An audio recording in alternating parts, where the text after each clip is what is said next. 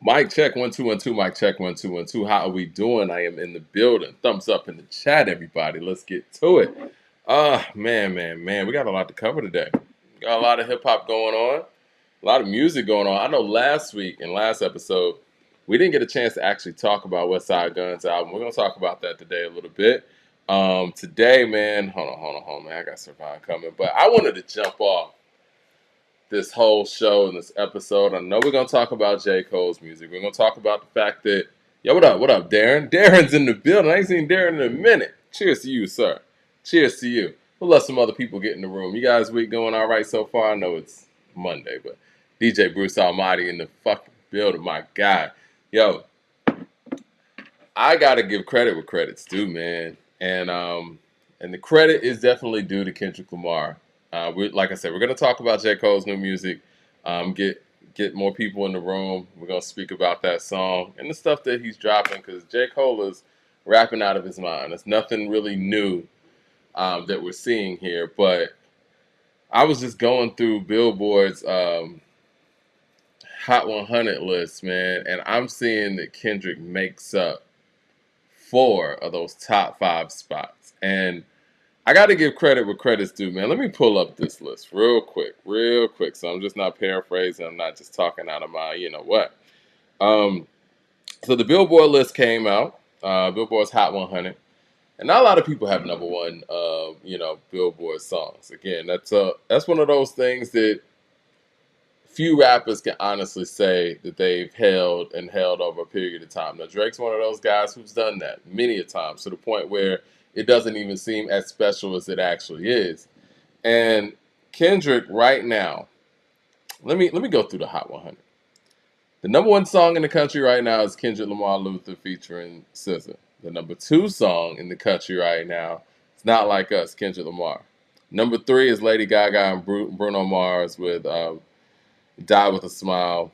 Number 4 is TVR, Kendrick Lamar, featuring Lefty Gunplay. And number 5 is Squabble Up, Kendrick Lamar. After that, we got Give Me a Hug at number 6 from Drake. Then we got APT from Rose and Bruno Mars. Bruno Mars is on here twice as well. And so is Drake. Number 8 is Birds of a Feather, Billie Eilish. Number 9, a bar song, Tipsy, my man Shabuzi. And we got number 10, Nokia, Drake. Now, Kendrick Lamar makes up the number 1 spot, the number 2 spot, number 4 spot, and the number 5 spot. And again, Billboard, it's hard to really put a lot of weight on, Billboard charts. But one thing that I think is interesting here is the fact that Kendrick Lamar is an MC that our only real knock on him against his peers, and if we're talking about the big 3, quote unquote, and I'm going to get to this big 3 because this is actually a big 3 episode, if we're being honest. When Kendrick said, ain't no big 3, it's just big me, that was a statement. And not only was it a statement in that song, but he proceeded to prove that. And all of those things that we felt like he didn't cover as it proceeded to the big 3 when it came to the hits, we knew that Kendrick was the guy with the albums. We knew that Kendrick was the guy that was critically acclaimed. And for many, Kendrick was the lyricist. Now, when we look at that 3-headed monster of this big 3, we're talking about Drake, Kendrick, and J. Cole. We look at Kendrick as the album maker. At least this is what we said, like, let's just say this time last year, before this battle even transpired. We looked at Kendrick as the album maker. We looked at J. Cole as the hip hop purist and spitter in that fashion, and we looked at Drake as the hit maker. And what Kendrick was missing in his arsenal was the ability to make hits to the level that Drake has and to dominate the charts. Kendrick's dominating the charts now. Kendrick has hits now. Kendrick just finished doing a Super Bowl. Kendrick got 5 Grammys off of 1 song now. So that whole notion that hits aren't a part of his game, we can't play that game anymore. As far as being the spitter, it was always debatable between him and J. Cole. I've always felt like Kendrick was my choice just based on my personal, preference of what I like in an MC when they spit their bars. Pause. Thumbs up in the chat, everybody. But due to inactivity, and due to, Drake is active. He has 2 songs on the charts. He's Drake. He just put out an album. I have to admit, and I have to say that even though GNX isn't my favorite Kendrick offering by far, I actually think it's probably my second to last. I would put Mr. Morale last. I'll put them in order real quick. My personal Kendrick. Oh, we got Savon here. Let me get Savon on here. 1 second. Let me finish this point. My Kendrick albums from top to bottom. I'm gonna go to Pimp a Butterfly #1. That's me. #2, I got Good Kid, Mad City. I know that could go either way. Most people got Good Kid, Mad City #1. Then I got Damn. Then I got Section 80. Then I would have GNX, and then I would have Mr. Morale. But regardless of what my personal preference is when it comes to GNX, he's dominating. This is his hit making album. He was able to put these songs on the biggest televised stage in modern, media. And so and he's about to tour on this, right? He's sold out tours before. He's probably going to do it again. Kendrick's never had this many hits in his career. He won a battle, did it in grand fashion, and he has to be a top 10 MC. Bruce Almighty, DJ Bruce Almighty with the super chat says, since Kendrick said it's just Big Me, he's had 4 #1 songs. Facts. We got to respect that, because not only did Kendrick go out here and proclaim these things, he actually went out here and did something about it where you can actually see tangible proof of what he was able to amass after he said, it's just Big Me. What's going on, Savon? How we doing, sir? What's good, man? Oh, let me cut my stuff up on my end. You're good. You're good. Oh, no, man. Nice jersey, man. I'm loving the hockey jersey throwback with it, man. That's dope. Appreciate it. Appreciate it, G. I was just on here talking about how Kendrick's dominating and how we got to give credit where credit's due.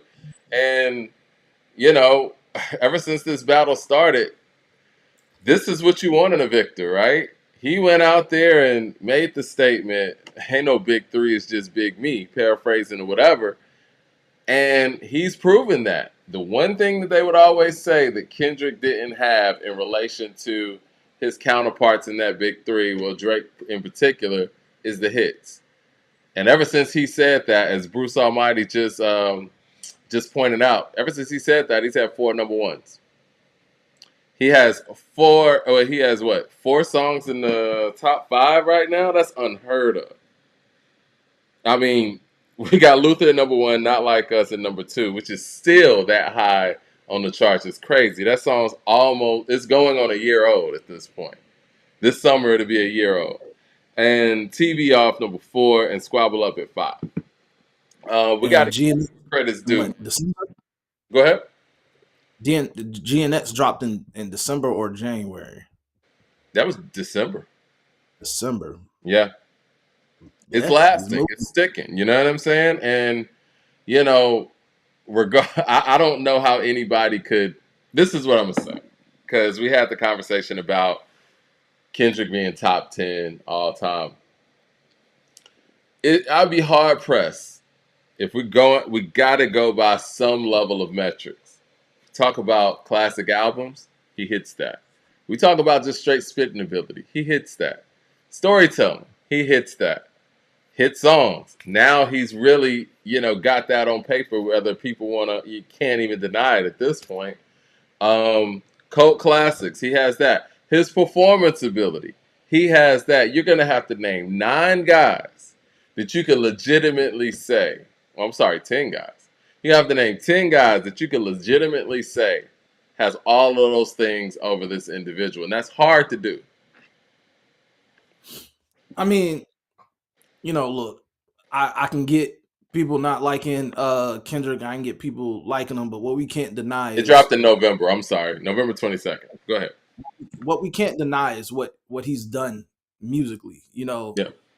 Like you said, critically acclaimed albums. People were saying, "Oh, well, where's the more digestible hits?" Well, he gave you that, and then people say, "Well, it's only directed towards Drake, and that's the only reason." Well, we're talking about other songs outside of Not Like Us here. That's in that spot. Luther is not about Drake. The moving of the goalpost form of criticism is like, if you want to hate, you can hate, but like as far as what he's doing, it's been a pretty hell of a year for a rapper. In this era too, who, is not really recognized in the space he's been recognized in, as far as making that mainstream music. So, at this point, it's just like, what more do you want? What else would you criticize? You know what I'm saying? It's like this guy, he's giving you everything that you criticize for, and now people are just finding new ways to criticize him. It's just like working overtime to hate is just kind of crazy to me. Well, dominance isn't always celebrated, right? Like people didn't want to see Patrick Mahomes win 3 in a row, and it's like give somebody else a chance almost. And not saying it was like that because, the Eagles went out there and did their thing. And I was rooting for the Eagles. But, when it comes to what Kendrick Lamar is doing right now, we got to step back and say, like, how many times have we really seen this in hip hop? And I'm not saying that the Grammys and the Billboard and all that are the end all be all. I have been on this microphone many times when they have gotten it wrong and spoken those things and spoke about the politics of it all. But when you have somebody who we have already acknowledged before all of these things happen as one of the brightest, one of the best, one of the most talented, and has put together the most critically acclaimed works, actually doing those things now, it's like we got to give credit where credit's due because that wasn't even supposedly in his wheelhouse. Jermaine Johnson with the super chat says, Usher's Super Bowl halftime performance views on YouTube after being uploaded for a year, 34 million. Dot's views after being uploaded for 14 days, 85 million. Insane. Yeah, It's pandemonium. let's cover it. Like he had the critically acclaimed albums. The albums, he's always been known as an album guy. We could say Mr. Morale wasn't the best. It wasn't that digestible music wise to, regular Kendrick fans or people that are casual listeners. Cool, I get that. But he delivered on GNS. Then you say, oh, well, he performances, he checks the mark. He came up, he set a record for a solo tour, with the Big Steppers tour. He showed up and proved, like, in every metric you could think of, we can cross it off the board. And it's just kind of like, what else do you want? You want him to go on a crazy feature run like Cole? That's the only thing left for him to do. But we know that, he's very specific and calculated with who he even collabs with. And it's crazy you mentioned Cole, and we're going to get to Cole in a second, but the momentum that Cole develops on a job that hasn't been completed is interesting because when you have somebody who has completed the job and is taking the job further and further, they're met with more criticism, as a performer. And if I'm being totally, objective here, looking at what Kendrick puts on the stage, and I ain't talking about the size of the stage, the Super Bowl, whatever. You look at these sets, you look at his breath control, you look at his execution, you look at his transitions, you look at the stage show and all of these things. I would be hard pressed to find 5 MCs that I could sit there and say, justifiably are a better performer than Kendrick Lamar. I would have to bring in guys like Big Daddy Kane because he's out there dancing and has the breath control and has the flow that he does, or somebody like KRS-One who has a tremendous voice and, basically caters his music or tailors his music to the live performance. After that, everyone's kind of up for grabs. You know what I'm saying? Like, after that, as dope of a performer creatively that Kanye West is, he doesn't have the breath control of Kendrick. And he just doesn't. But I do think that as a musician and as a producer, he's able to bring in a lot of musical elements to a stage show that most performers aren't. He's very creative in that light. And I've said in previous shows, when he took Kendrick out on the Yeezus tour, clearly that was a big influence on where Kendrick took his stage show. So can never take that away. But if we're talking about just ability and breath control and those things, I feel like he has surpassed the teacher in that sense. But yeah, it's hard pressed for me to say that outright. I can say 5 guys are better performers than Kendrick Lamar. And that wasn't even something that we spoke about Kendrick Lamar in terms of 5 years ago. Yeah, when I'll keep on saying again. If you want to hate on your own time. But when we're talking about things that can be measured for any artist, and we're Hmm. clearly just naming the facts of that, you can't say it's glazing, you can't say it's D-riding. We just have to stick to the fact because we place any other rapper and place these metrics on them, and they're positive for them. Let it be positive for them. It's not glazing for them. But when it comes down to Kendrick, oh, it's glazing. He's overrated. You guys hyping him up. No, let's stick to the facts. And the Yeah. facts is the guy he had an amazing year. He's dominated. I hear silly arguments, well, this album was overrated or he hasn't came out with anything since. I mean, sheesh, it's only been a few months. Who do you know that's dropping albums in 2 to 3 months or songs, like that of his status, and even Drake, lets his stuff rest in between a certain amount of period. He may release some singles here and there to keep people, with there, but there's certain artists that let their music, sit. It's not like Cole drops an album and he immediately drops another album a month or so afterwards, or he went on his feature runs. But like I said, man, people place standards and boundaries around this guy that they wouldn't do for even their own favorites or other guys that's out here. So it's like, let's stick to what it is, and we're gonna name it for what it is. The guy's had a dominant year. We're seeing the success that he reaps from the work that he put in.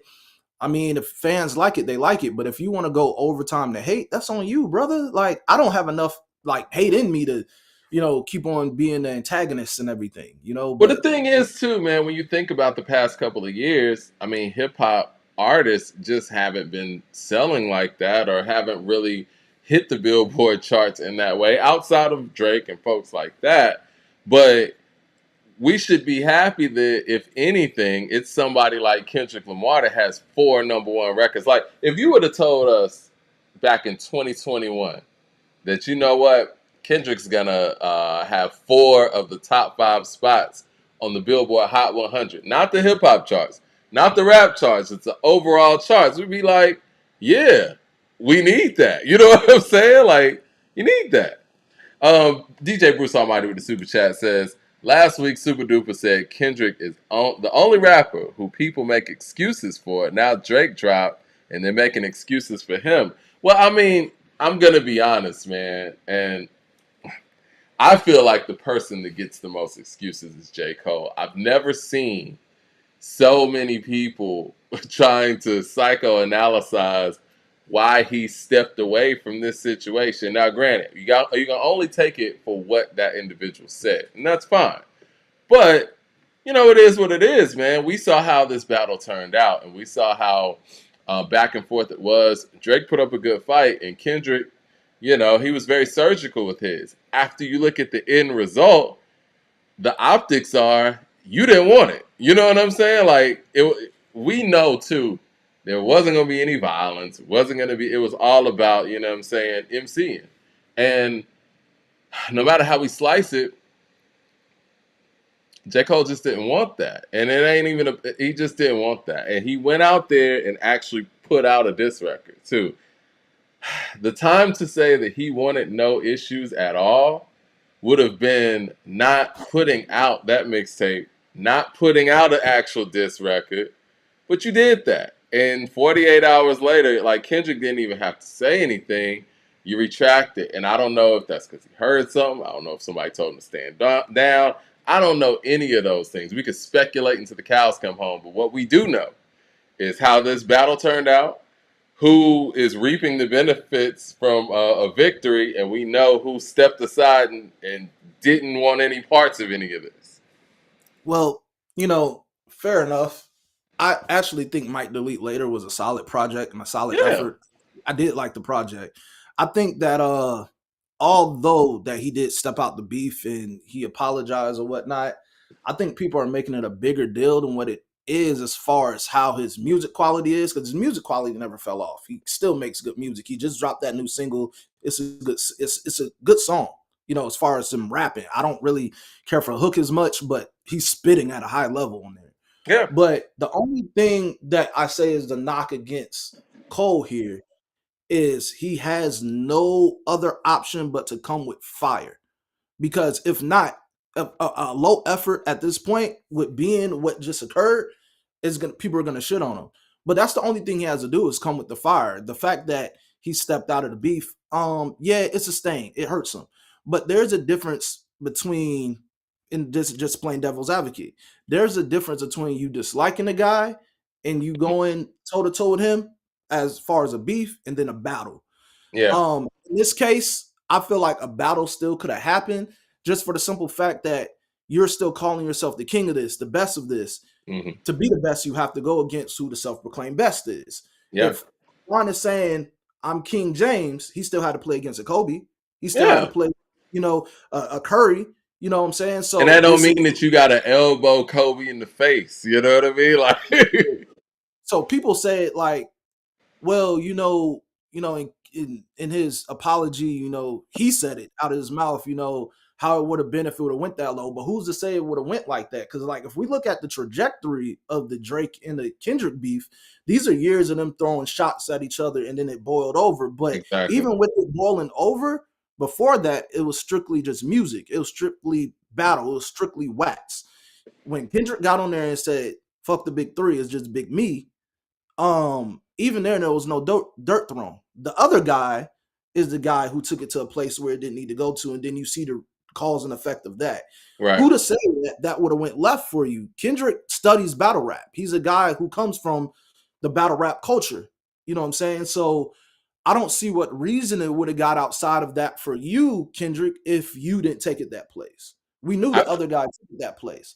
So, there's still going to be that stain on him. But for me, as a consumer and as a listener and a person that likes Cole, I think all he has to do is just come with fire. That's all you have to do from this point. You don't have to over-explain yourself. You don't even have to revisit it. Come with fire. Yeah. And battle, if you have a time of that again, it's not too late for you, but it's not going to hit the same because of what that was. I mean, that's the only thing you have against Cole. Beforehand, he had the perfect setup. He had a hell of a feature run. He has the albums to back it up. He has a compilation. He has great artists underneath him. He's looking like a rap MVP beforehand, but when that happened, then all of a sudden everybody acts like he's washed or he's trash. And it may have been like a whack thing to do, but I don't think that's if that's a big stain on him and you guys are not fucking with him on that, then I have something to say about you guys that went and go fuck with an album of a guy that's suing over defamation of what happened. Like what is bigger? What do we care about more? It's like I think people just like to push things of people more that they don't like instead of looking at the severity of things. I think my thing with Cole and that momentum, which was legit momentum, we covered the momentum the whole time that it was going. His feature game was crazy, was the fact that it was momentum based on the vibrato of, look, I'm coming to take the crown. I'm coming to drop my reasonable doubt like 10 years in. You know what I'm saying? And I think that I got to give Jay-Z a lot of credit, because MCs were MCing at a high level before Jay. But Jay actually took it to that level where it was like, this is Michael Jordan championship type stuff, where it's like a vibrato of, I'm the king of New York. I'm going to be the best. Like, Biggie alluded to it, you know what I mean? But he kind of did his thing, and he was just showing and proving. But as far as, like, just speaking to it, I think Jay kind of put that in our mind, what a championship or an MVP or a guy who's running the game looks like. And we got that feeling when it came to Cole, right? And when the time came to, okay, let's win this championship, it's like all hands off, and it's like, what? You know what I mean? And I think that was the letdown there because of how the vibrato was built up. Like somebody like a Common, right? Throughout his career in the 90s, early 2000s, hella consistent, did his thing, but he never was talking like, I'm the best, I'm running shit. You know what I'm saying? Like we never got that level of vibrato, from Common, although he was constantly dropping quality. And even with that quality, many of us was like, yo, Common should be top whatever. But when you have somebody speaking with the vibrato of a J, when challenges come, we expect a challenge to be met. And when challenges came in Jay, there was many of them at that time, he delivered. And I think that's where, at least for me, where that is kind of a letdown because the momentum was building up and the opportunity presented itself. And it almost felt like Cole was a part of that build up as well with the opportunity presenting itself. Because the song that really got us to this point was First Person Shooter. And it was that big three line. And Kendrick responding to that big three line. It's like, okay, well, this is the time to step it up. I do believe that, you know, if you want to, if you feel like the moment's too big for you or whatever, there's still a better way to bow out of that situation other than the way he did, and he did it so quickly too. And I think that it shouldn't be a quote unquote stain, but it's almost we got to compartmentalize you and put you, you know, where we rightfully need to put you in this mix. I mean, because really, we know J. Cole's a better MC than Drake, bar for bar. But will history look at this and say we got to give Drake more points for competing? And he has the hits and all those things too, and he has the albums to back it. So somebody looking back on this, would it be fair if they did put Drake ahead of J. Cole? If they're I looking mean, at the whole totality? only because being battle tested. That's why. Because before all of this, Drake is on top. He's the Mhm. guy that you want to beat. You know what I'm saying? He's the guy that's holding the crown. You know, and that's just being totally honest. That's the guy you have to beat. When you look at how that transpired, like I said, to be the king, you have to beat the king. I think out of the three, my personal favorite, rapping ability wise, I think Cole is actually the better spitter. Mm-hmm. I think Kendrick is a better album maker, and I think Drake was a better hit maker.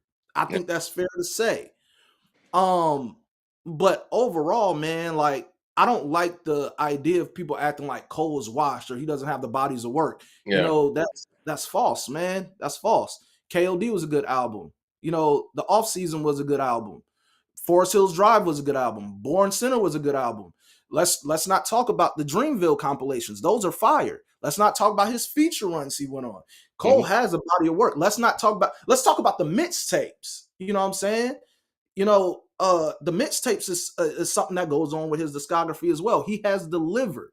Mm-hmm. You know, so this whole idea of, you know, he's washed or he's that because he backed out. I mean, I think that's a stretch, but does it give a stain? Yes, it does. You know, it counts against him.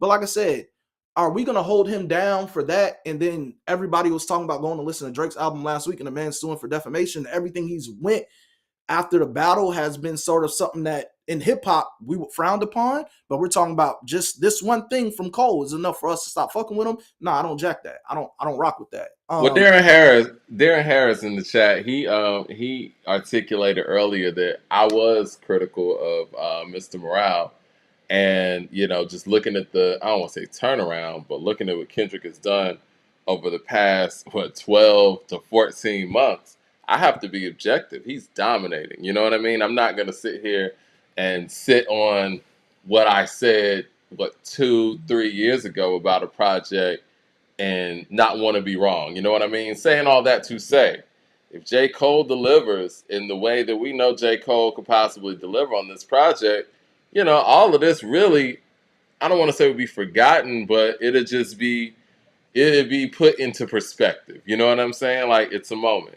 It's a moment. Yeah, People lose battles. Drake really lost to, I mean, I don't say really. Drake lost the Pusha T battle, but people act like that didn't happen. I mean, I'm sitting there watching documentaries about Drake's battle resume, and they go from Meek Mill to this. You know what I'm saying? Like, no, that part in the middle happened, but the fact that he was able to recover from that makes it easier for people to forget. So, as yeah, long and I as think J. Cole can come with some music, I mean, those little moments can be forgotten, and history's probably just going to highlight the fact that this was a battle between two guys. yeah, and you know, Drake is not totally out of it. Obviously, he has a number one album right now. I don't agree with it being number one, but with the standards how everything is, I can't go against whoever's listening. But I think even with who holds number one in this day and age of hip hop is crazy because like there's not a lot of people dropping. There's not a lot of people to compete with. He dropped what I think he did 249K, which is half of what he did in his last solo effort.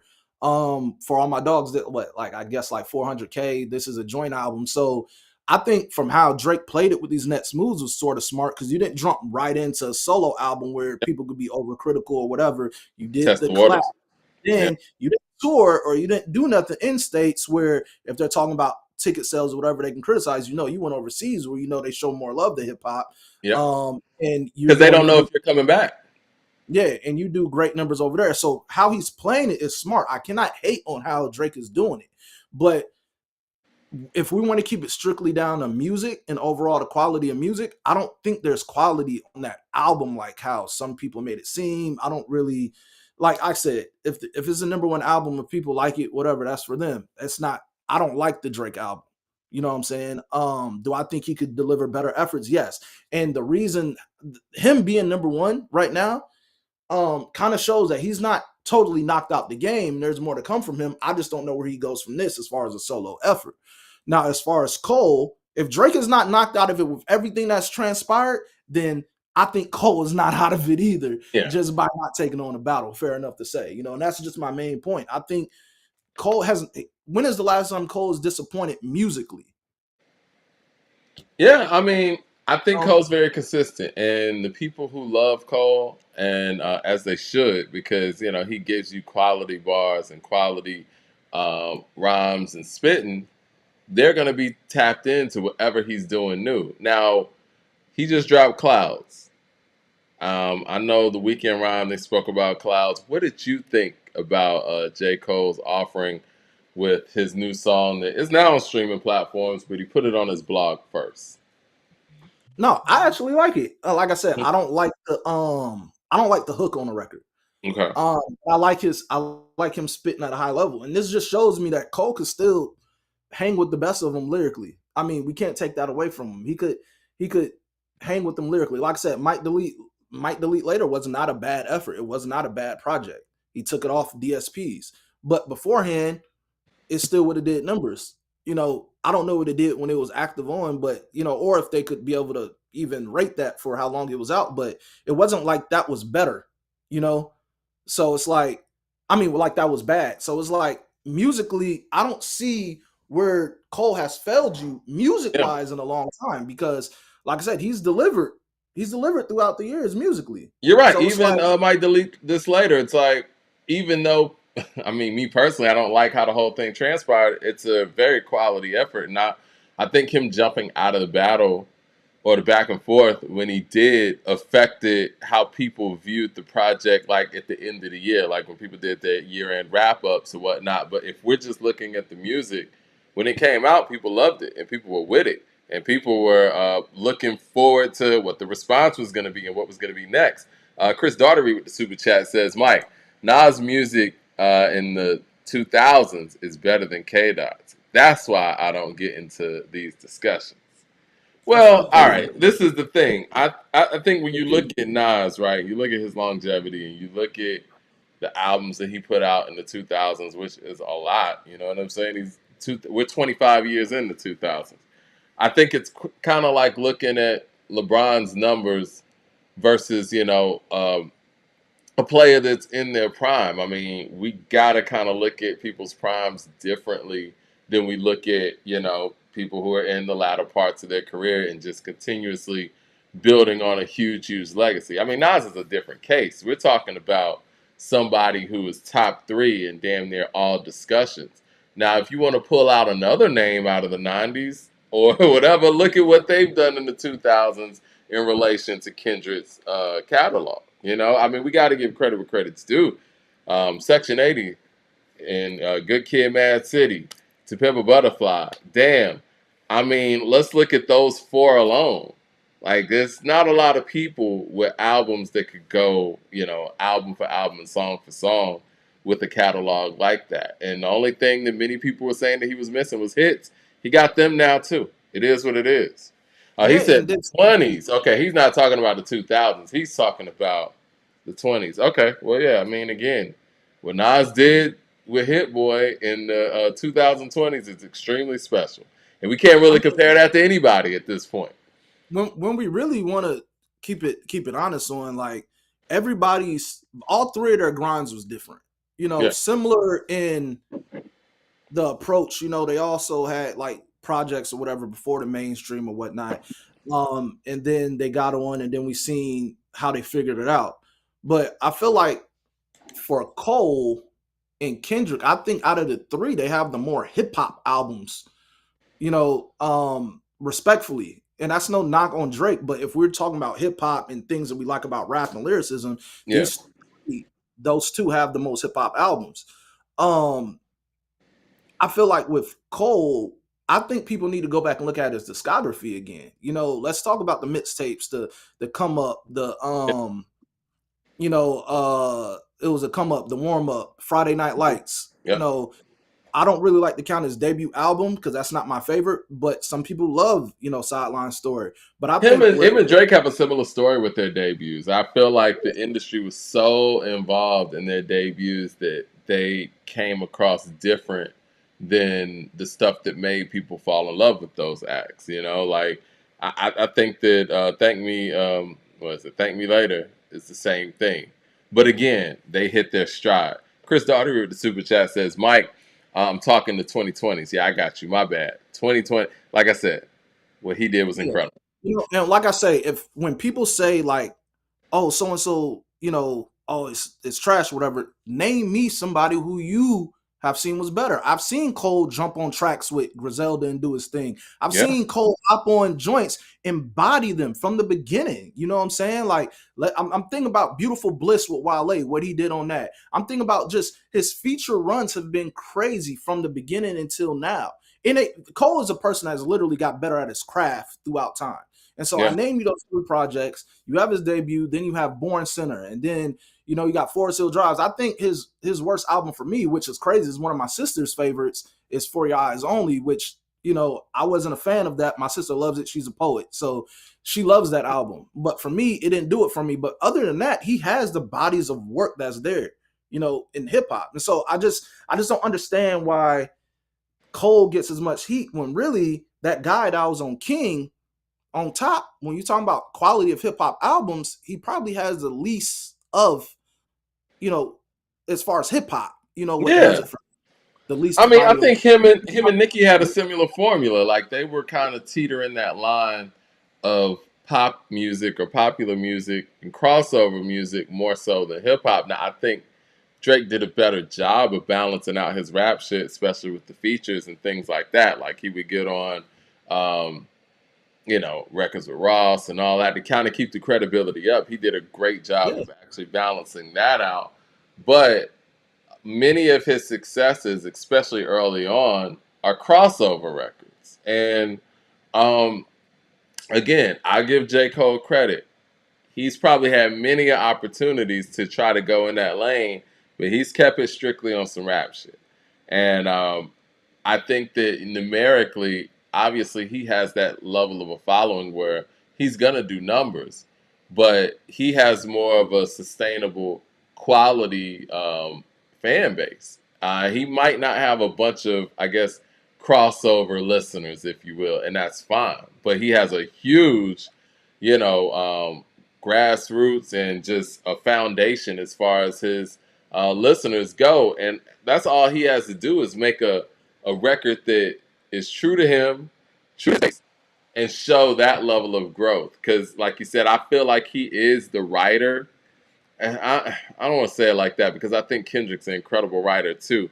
But if you're looking for your hip hop without the voice inflections and maybe some, what I'm saying, eccentric type of production and all of these things, Cole's your guy. Cole's the guy to go to if you're just looking for some beats and rhymes, and you're looking for an MC that is an incredible writer, storyteller in his own right as well, and it's just going to give you that level of consistency and energy on the mic. Cole's your guy, and he's showing that on Clouds. Like Clouds, he's spitting that second verse on Clouds. I mean, I feel like is a verse of the year candidate already. I mean, I know we're early on in the year, and we're gonna talk about West Side Gun's album in a second. Stove guy went crazy on that album, but Cole's bars on Clouds, that second verse. I mean, that's tough for anybody in this day and age, underground, mainstream, whatever to be. Mm-hmm.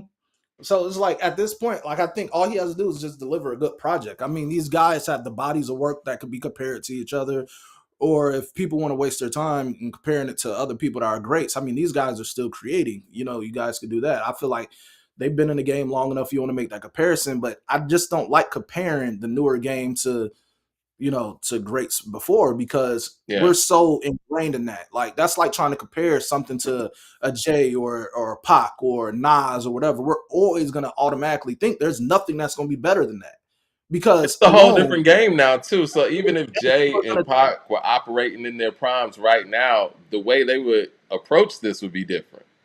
Yeah, it's just like I feel like it's dull on us to even compare it to those greats, because we are so ingrained with their music. We have lived with their music for so long now. We're not going to think anything's better than a Nas or a Jay or a Pac or a Big. You know what I'm saying? Like, so when we compare them against their class or whose output, these guys were the ones that stood on top of their class. We have seen guys that came in. We've seen those double XL freshman covers. These are the guys who stood the test of time. It's not like these guys are young cats. They're pushing 40. And, Cole is 40.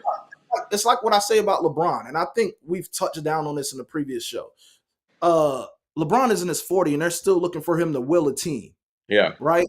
These guys are approaching 40, and we're still expecting all three of them to will hip-hop along.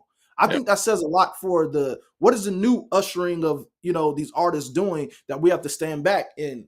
It's Cole, or it's Drake, or it's Kendrick. You know what I'm saying? We're expecting these guys pushing 40 to still hold hip hop down. I think the biggest thing, instead of criticizing the three, is let's take a look at hip hop as a whole, and who are these next guys who's carrying the new generation of what's new and what's fresh. I mean, in sense, we're looking for LeBron to still will a team to the championship. And it's crazy because Cole is 40. Cole turned 40 in January, and when Jay and Nas were 40 years old, like what album was Jay 40 on? Jay's 40 around Blueprint 3. We weren't expecting him to, I mean, we had already kind of moved on to, Ye, Wayne. These guys are in their prime in like 09. You know what I mean? Like, any offering we would get from Jay or Raekwon, they dropped the Only Built for Cuban Links 2 in 09. Those were extra. You know what I'm saying? Like, we weren't expecting them to put the game on their back. At that point, we were expecting people like Wayne and, T.I. or Kanye or, whoever at that point to kind of hold hip hop down and put, hip hop on their back in that sense. But yeah, right now we got Cole at 40. And like you said, we're looking for him to drop something that's going to be album of the year in hip hop in 2025. I do think, though, he has a great opportunity to make a classic, and his best effort, I still think he has that opportunity to do that. And especially since, not to say that Kendrick's GNX is not quality or is not it. I mean, obviously it's doing what it needs to do because it has freaking 4 top 5, top 100, Hot 100 records on the Billboard. But I do think there's this an opportunity for Cole to drill down in on what he does best, which is being a supreme lyricist, and actually make an album that is focused more so on that. So the people who weren't that, wowed by the GNX bar work, which, he did have bar work on there too, they could actually look at Cole's effort and be like, oh, well, in relation, if we're talking about comparing, because obviously these guys are always going to be compared, especially after, what was almost a sparring situation. But yeah, I think that Cole has a great opportunity to make a great hip hop album that focuses on what he does best, which is beats and rhymes. Do you think that his production? Go ahead. What were you gonna say? I was just gonna say, but there's always going to be that but with J. Cole, and I just want everybody to know. Pause. It's always going to be that asterisk by the name, only and solely just because he backed out of a beef and he didn't engage in that. People will have their opinions what they have against it, but at the end of the day, you have two guys that now we could say has been battle tested. Drake, even before Kendrick, was battle tested. Like it or not, we've seen him go against guys. Kendrick, he showed and proved. That's going to be the only asterisk by Cole's name. Other than that, the body of work is there. When these three guys hang up the mic and they say they're not doing this no more, they have the bodies of work that I feel that's good enough to leave us with. And I don't think that Cole can actually battle anybody at this point. So, he wasn't battle tested before, and I don't think he's going to be battle tested after. Now, somebody might feel froggy and jump, and Cole, that's the corny shit I don't like. That's the corny shit I don't like. Because he backed out of the stuff involving those, involving Drake and Kendrick or whatever. But I see other rappers, now feeling like the floodgates are open where they could just say whatever they want about Cole, i.e. Freddie Gibbs. And Freddie, I like Freddie, but there's a lot of smut on your name that I don't even know if you want to get into that. And I think Freddie is a talented artist. I actually like his last project, but there's too much against you versus what's against Cole. If the only thing you can point out is that for Cole, I think you're going to be in for some trouble. So just because, and then I seen Joey even threw, on his last record, threw something towards Cole. I think it was the last record, the record beforehand. So I don't want none of these rappers to think that just because he backed out of this, that shit gonna be sweet for y'all. You know what I'm saying? It may not be that case. Like, he could bark at y'all if he want to, and you could be like, oh, it's weak. He could bark at them, not ever. No, the fact that, like, the relationships with y'all may not be so different. Like, I just feel like that's weak, man. Like, you got doing this against Cole beforehand, so y'all want to pick up the spot and do this now? Well, all right, it's a touchy situation because they're being real and they're being honest, and even when Cole, backed out of these things, it's like, for the others out there who are looking on, you can't expect them to not say anything. Now, I will say this about Freddie Gibbs. I feel like Freddie Gibbs does have the catalog and the ability to, feel froggish enough and put his name in the hat. I do think that, personally, I would say, eye test or whatever, I think J. Cole is a better MC bar for bar. But I do think that Freddie might have a better catalog of music than Cole. I don't agree. In a battle, I don't know. You don't agree with the catalog part? No. I want to put that in the chat. Because Freddie makes decent projects, but all in all, Freddie reminds me of a shell of what Currency does in his projects. And I'm just going to be honest with you. I don't think his projects can match up to what Cole does album-wise. And when we're talking about Born Center, KOD, Forest Hills Drive, the Off Season, I don't think it compares to the weight of those type of projects. I think he does a good job. He's one of those guys where I say you live on the surface. You stay in this tier. There's tier of rappers. And I feel like, Freddie is in that tier of rappers. Now, he makes good music. I can't take away that he makes good music, but Freddie, come on, guy. You've been giving us sort of the similar song for a long time. We put a poll out there between the two, and we'll let it get up to like 100 votes. Right now, Freddie Gibbs is winning 68% to 32%. But yeah, I will say this: I think Alfredo is better than any Cole album. You said what? I think Alfredo is better than any J. Cole album that I've ever heard. I think J. Cole's best album, to me, is Forest Hill Drive. I will put Alfredo over Forest Hill Drive. Yeah, I don't think Freddie has a better catalog than Cole at all. Well, let's go down Freddie's catalog real quick.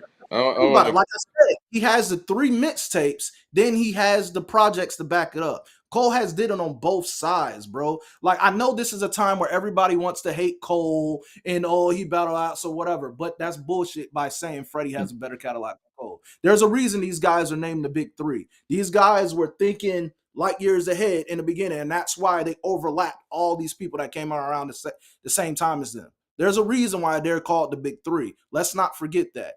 Freddie is not fucking with Cole's catalog or his discography at that. Like I said, we have the warm-up, the come-up, and Friday Night Lights. And on top of that, we have the projects on top of that. You're going to tell me that Freddie Gibbs is fucking with all of that? I don't agree. All right. This is what Freddie Gibbs' catalog looks like. He got ESG in. That was 2013. Shadow of a Doubt. You Only Live Twice. Freddie. Soul Sold Separately. You Only Die Once. Now, this is where I think he really gets things going with the collaborative albums like with Madlib and Alchemist. He got Pinata, he got Fetty, Currency and Alchemist, got Bandana and Alfredo. I mean, these are how many of those projects has Freddie been giving you the same shit over and over? It's like a recurring album with Freddie. Let's be honest. And I like the last album, but it's been a recurring of it's part 1 and 2 and 3, blah blah blah. how many sequels are you gonna give me of the same sound, of the same type of content? Like, I'm just gonna be honest. I don't think he has the catalog to fuck with Cole's. I think So Separately is Freddie giving you pretty much everything. All right, like he's worked with everybody from Kentronado on there to DJ Paul on there. Like I was really impressed with the versatility of Freddie Gibbs on Soul Separately. I think that he kind of handled all levels of the gambit. I believe personally too in the 106 and Park era or whatever, somebody like Freddie Gibbs would have been a lot bigger than he currently is. When radio somewhat mattered and all that, I could see Freddie's personality and his records actually translating. But you know, the platform's a little bit different now. He's one of those guys who's I don't consider him underground. I don't consider him mainstream. He's kind of like teetering in that middle I area, say which is an like odd place to be. and he stayed there though. And Yeah. that's not saying he doesn't have the good projects. I just don't think it's better than Cole's with the output. Like I said, people could say, "Oh, well, the big three wasn't something they came out until they named it there." No, the big three remains. You know why? Because when we're talking about all the guys that came out around the same time these guys and after, who stood the test of time? Who are the last men standing? You In know a what I'm saying? battle, in a battle, you think that Cole would win that with Freddie? Yes. I think Cole win that with. Cole should remind y'all because right now it's a lot of Cole hate, but I feel like that's the time where Cole actually remind niggas. You know who I love, Joey, and I've been very vocal about the fact that I fuck with Joey heavy, and I love the 3 songs that he put out the other day, or at least 2 out of the 3. I love the other ones. I hate, but I don't think Joey could beat J. Cole in a battle. Styles, I actually like the last stuff of Joey. I'm actually. Oh, I love it too. But I'm just being honest. I think that J. Cole could beat Joey at his own game. You know what I mean? I think that what Joey does well, J. Cole could also do well. I think Freddie's kind of a wild card because he's very skilled, low key. He's a great beat picker, and he's a troll on top of that. I don't know how that mixes with J. Cole's approach and his style. So I'm not gonna sit here and outright say that I think Freddie Gibbs would beat J. Cole in the battle because I don't want to underestimate Cole and his skill set like that. But I think that would be a difficult one. I don't think I think that would be a difficult one. This is how the internet and how hate works. Before Cole backed out of this beef, this wouldn't even been a conversation of us talking about Freddie's better than Cole. It wouldn't. But because the newest thing is the hate train, now we're comparing Cole's catalog against Freddie. And no diss to Cole. I mean, no diss to Freddie, but this is a conversation that would have never happened. Do you see how the wheels turn and how all of a sudden people switch and they just get amnesia? Well, I've always thought Freddie has a great catalog, and all right, if this is why I say when people start naming people and start talking about what about isms, where was you guys speaking out publicly about how great his projects was beforehand? I'm seeing people in the chat saying Gibbs will wash Cole. And that's fine. Maybe that's the next question because I mean 55% to 45% got Freddie Gibbs catalog over Cole, and that's with 49 votes. You may be right, man. It might be something to that in the fact that Cole has lost the people, but again, I think great music can turn that around. Because when I will say this, when Cole was on his feature run and killing everything and killing the Benny the Butcher record and all that stuff, people wouldn't have said this, I don't think. I don't know. Yeah, and like I said, man, it's not on Freddie because he's had quality projects. But like I said, like overall, this wouldn't have never been a conversation if Cole wouldn't have backed out. This wouldn't have been the guy that we seen as a formidable opponent, and we know that. We know that. It said 55% got Cole fucked up. Yeah, I mean, like you said, the music's going to be the thing to turn it around. I like the fact that he's dropping these nuggets, but the time for nuggets is over, man. Like, we need that full project, and I think the time for haters need to be over. Like hating is a new sport, man, and it's just like, man, it's gotten so popularized to be a hater, bro, that we honestly like the hate ignores the truth. And Yeah. the truth has been there's been a reason why these three guys has been held to the standard that they are compared to the rest of the rap game, man. It just is what it is. There's no propaganda around that. These guys have shown and proved. All three, Kendrick, Cole, and Drake, man. Like, we can't take that away from them. Now, there's other guys that has a talent that's not taken away from other people's talent. It's not saying their shit is trash. Not once did I say, Freddie's stuff is trash, but we can't admit that a lot of his stuff sound alike. We have to admit that. But I don't feel like that on Soul separately. Like I said, hearing Freddy over Kentronado was impressive. Last project, a lot of projects sound alike, but like I said, he's consistent. He has some good stuff. But when we start to try to compare it to Cole, I don't think he's on Cole's level, with his body of work. I just don't see it. I think he's a better beat picker than Cole. We could say that early on with Cole, and that was the indictment against him. Yeah. But yeah, I mean, the stuff with Clouds and what was it? The Port Antonio. I mean, he's spitting. But, hopefully we got an album in sight. And I think that the material will shut up the haters and shut up whatever, the peanut gallery, if you will, and the critiques, because all you would have to stand on is current material. That just kind of has to happen. I mean, I think it's long overdue, and get it. I get it. Everybody has their process, and artists have their process, but everything moves so fast now, especially with the way that, we didn't even expect Kendrick to even drop GNX. We didn't expect Kendrick to drop 4 diss records in like 3 days. And he's supposed to be the one that sits on material for a long time and, takes his time with it. And with him operating at this level, we're looking at Cole like, all right, the features are cool, but where the album at now? You know what I'm saying? And even with all this stuff going on, some people feel like Drake's stuff was, leftover records. Drake's still working.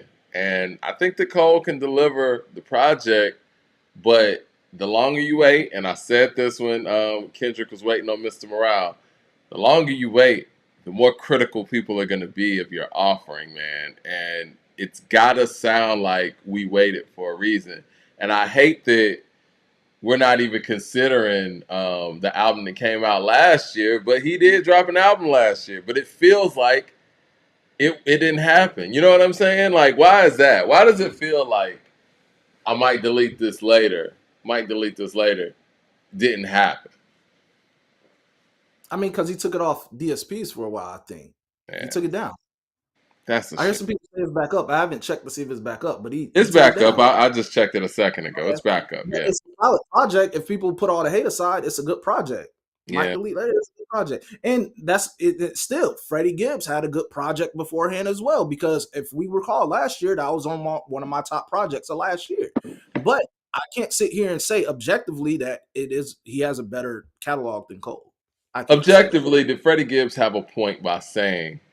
I'm paraphrasing here. He don't want to hear a rapper talking about, he'll kill MCs on this and that track. Well, fair enough. Fair enough.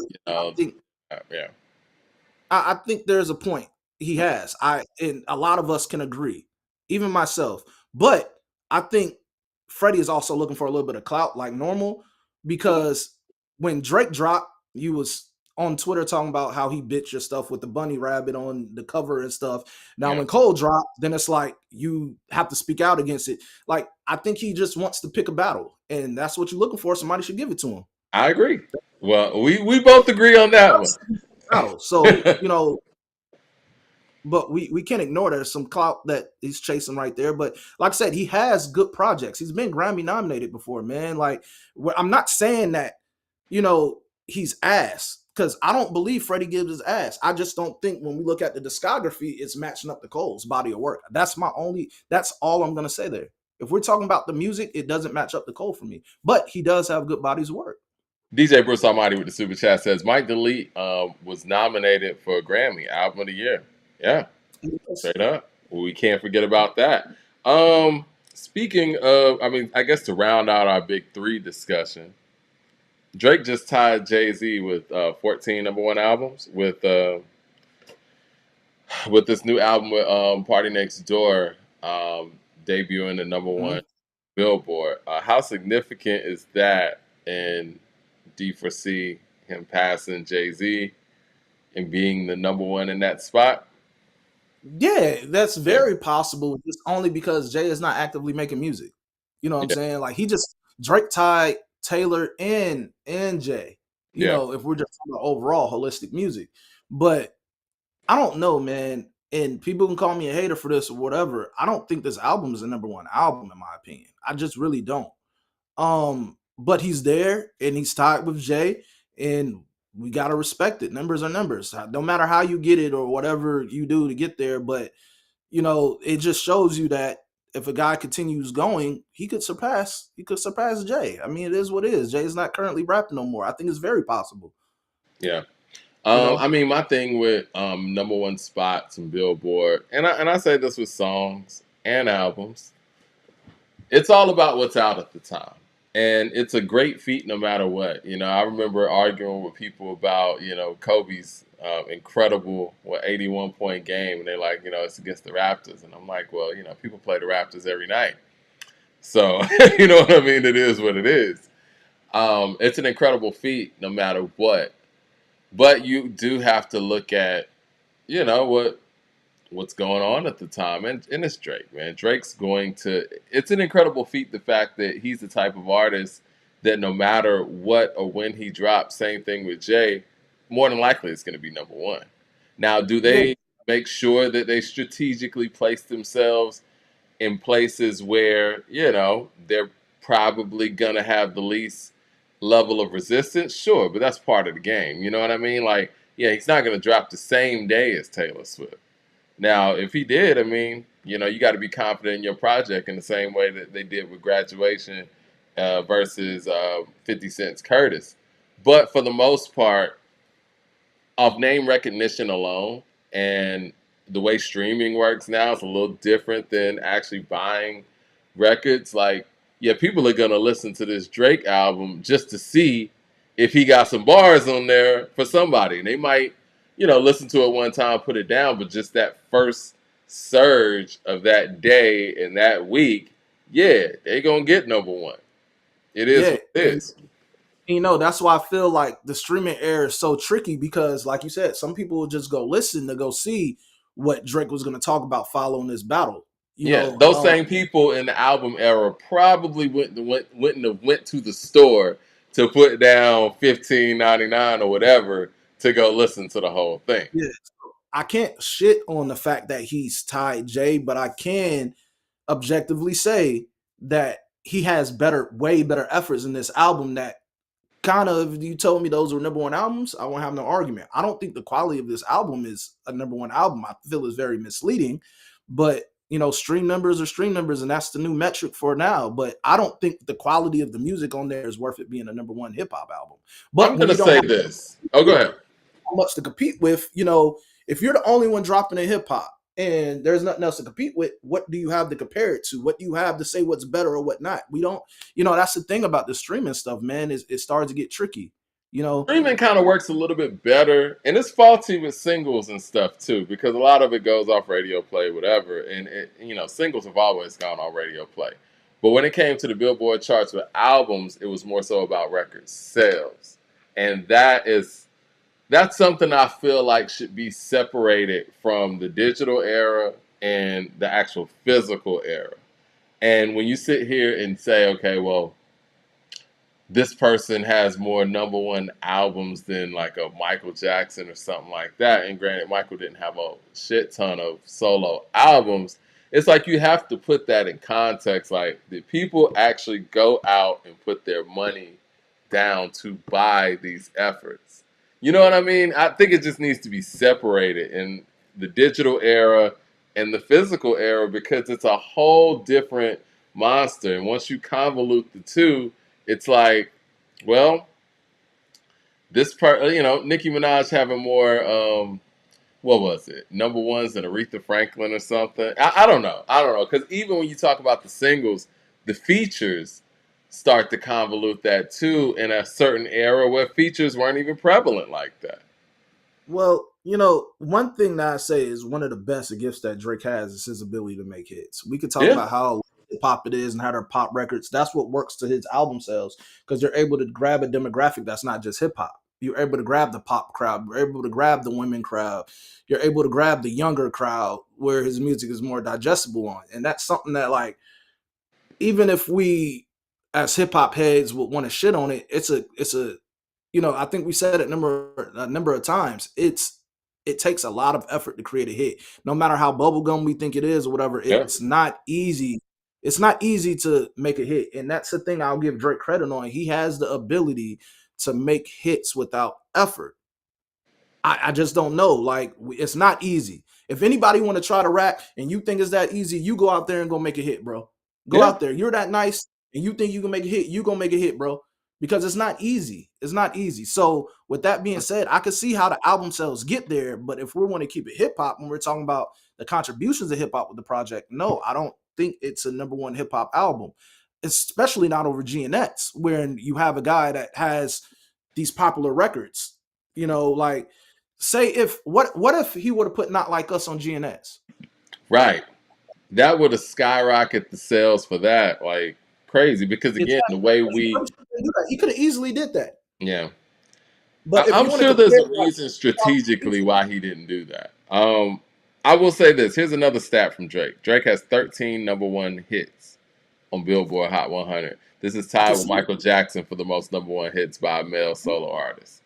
I mean, that's nothing to sneeze at. It is what it is. And when it comes to hit making, he's made his he he separated himself not only from other rappers, but just from everybody in the industry.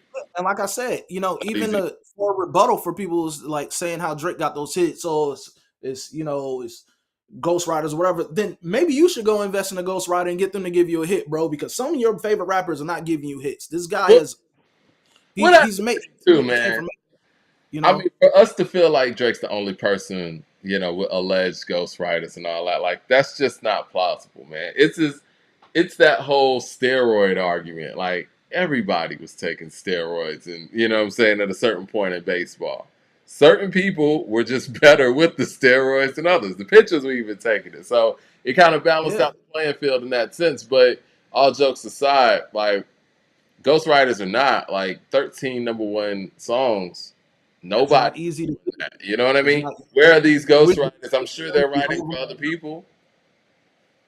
It is what Mhm. it is. Like we got to give once again credit where credit's due, and he has that in the big three. Now I do think it is interesting that his numbers don't translate to him being awarded in the same fashion that Kendrick is, which is interesting to me. Why do you think that the Academy and even Billboard to a certain extent? Now I truly believe this is where this battle really started to take a head when Billboard, who gave Drake all of these awards, rightfully so, because it's about the numbers. He's 13 number one songs on Billboard, has all these Billboard awards, broken all these Billboard records. I think he has like 80 top 10 songs or something like that. And when they came with their best rappers list, they had Kendrick Lamar at 2 and Drake at like 8. I could see how he can have an issue with that. You know what I'm saying? Like, so when it comes down to awarding people and the Grammys, giving their awards, it seems that Kendrick gets precedence over Drake, even with all of his numerical accolades, if you will. Why do you think that happens? I don't know. I always said, and I think we said previously that we know award shows is political. There's a lot of politics in it. I mean, this is the Grammys is the same place where they gave Malcolm Moore best hip hop album of the year over somebody or whatever. Over That Kendrick, over Good Kid, Mad City. So was Kendrick what paid his dues on that. Yeah. so it's like, it's political with award shows. Now, it is a good question to know that if this guy set all these numbers and have, Max and Jay-Z on this, why isn't the reward success the same? Only thing I can say is political. It's like Yeah. there's no other way to take about it. Like I said, if I could step outside of whatever I dislike about Drake, I could see how he could feel some type of way about it. You mean to tell me I'm a guy that do these numbers, have these much consistent hits, selling these much albums, and I'm not getting an award? Well, this guy that you're giving the awards to, like, let's take out Kendrick at this point. We're just, because that's where the comparison is. Before this beef, there were other people that were winning over him. So you guys are gonna have to justify why did y'all arrive to that. Only thing I can think about is just politicized. It's the politics behind the shit. But as of now, I think Kendrick deserves whatever it is that he's getting awarded for. I mean, it is what it is. Nobody else has had a bigger year than this following what he did all in 1 year. All in 1 year. Nobody has a bigger year than this in a long time, man. And so everything he's getting, he deserves. But yeah, I think it's just, in a nutshell, it's politics, bro. Mad Max with the super chat. Oh, my bad. Mad Max with the super chat says Nas got 6 #1 albums, tied with Cole for 5. Dot's not even on that list for rappers with the most #1 albums. Your man's, he says, you've been overrated. You've been overrating him. Excuse me. We got another super chat. Chris Daughtery with the super chat says, Mike, if K. Dot made those 6 albums with Hit Boy, how many #1s would he have? Based on what I'm seeing right now, I would say 6. But again, we have no way of knowing, to be perfectly honest. I will say this. Kendrick is Kendrick, and he's been, the album making guy of this era. He's been the golden child since day one. I mean, they crowned him, with all of the West Coast OGs before he even dropped Good Kid, Mad City. He went out there and performed on Dr. Dre and Snoop's Coachella set when they had, the hologram of Pac. So they've been building things around him, his skill set, and his ability. I just think at this point, this is the person that they want. The industry wants representing hip hop on a high level. And that's okay. He could still be great at what he does and still get support from the industry. The industry has always gotten this flack for not supporting a certain type of consciousness in their MC. I think times have changed. I think that the climate has gotten to the point where a mainstream MC now is somebody who has a level of consciousness, a level of intelligence. And that's just where we're at in the world, and that's where we're at in hip hop. And Kendrick is the recipient of that. I think Dr. Dre and those guys at Interscope, I don't want to say we're ahead of the curve, but they saw that change coming. I'd never seen Dr. Dre get behind a conscious MC in the way that he got behind Kendrick. I mean, I'm just being honest. Everybody that Interscope got behind had some level of controversy behind them. Kendrick was the first, as far as, you guys correct me if I'm wrong, as far as like on a mainstream, we're going to sound the bell type of level for Interscope Aftermath. Kendrick's the first that didn't have controversy around him that they went all hands on deck on. And I think that's just a sign of the times. And Kendrick's just a recipient of that. He's being who he is. That's why even when he did his interview, pre-Super Bowl, he's not some big personality or, some Tupac type personality. He is an introvert, as it seems, and it all comes out in the music. And the industry is just willing to accept and promote and push and put resources behind somebody talented like that now. It just is what it is. Not Kendrick Lamar.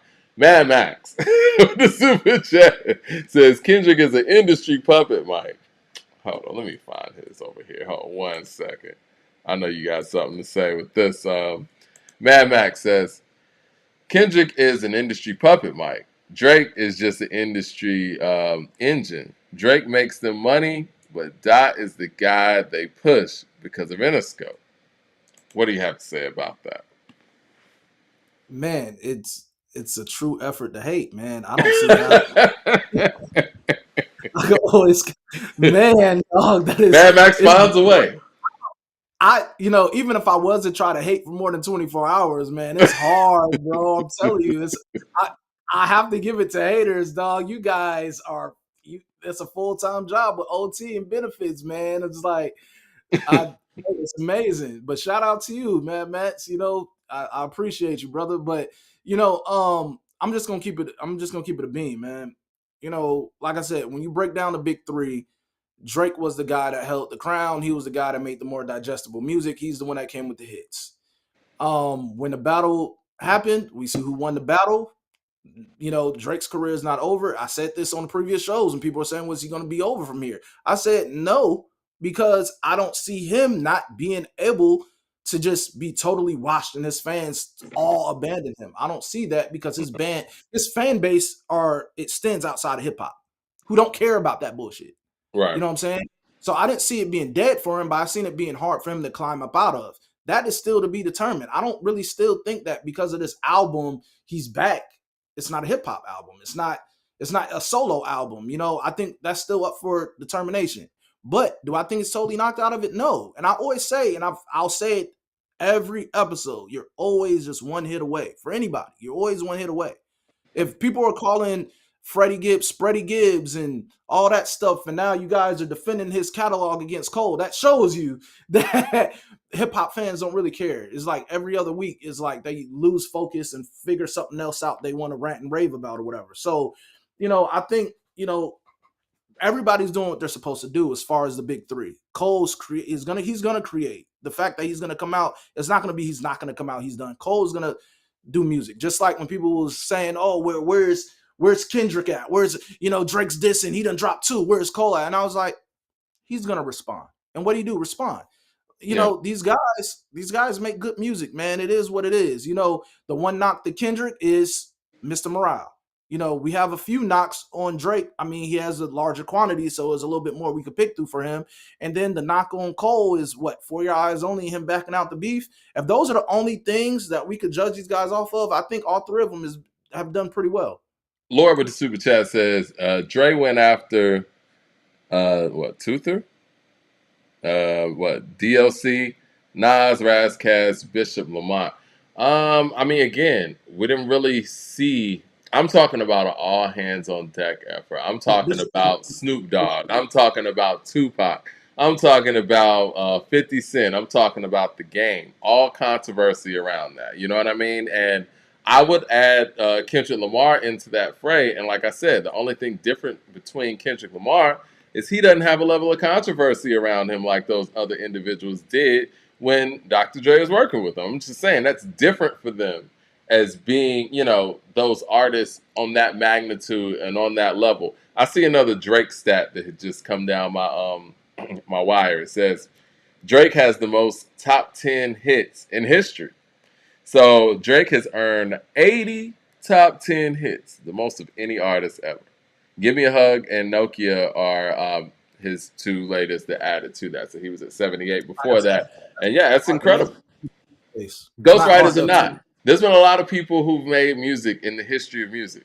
To have 80 top 10 hits, that's a testament to longevity. That's a testament to, I mean, just so much, man. Like, that's a lot of songs. So, you got to give credit. It's just like, for everything that's a knock for Cole is still positive, because like I said, Mr. Morale, if that's the album that doesn't do it for you guys and it wasn't digestible, whatever, I mean, can he make up for that on the tour? Because the tour did, it set a record. It overthrew Drake's tour, at that time. And what was it, 2023? So somebody liked it. They went to go see him go tour with it. So, but for me, even I could say objectively, that's not my favorite Drake. I mean, my favorite Kendrick album. I don't like Mr. Morale. I think there are a lot of important messages and a lot of topics that are not tackled in hip hop in it.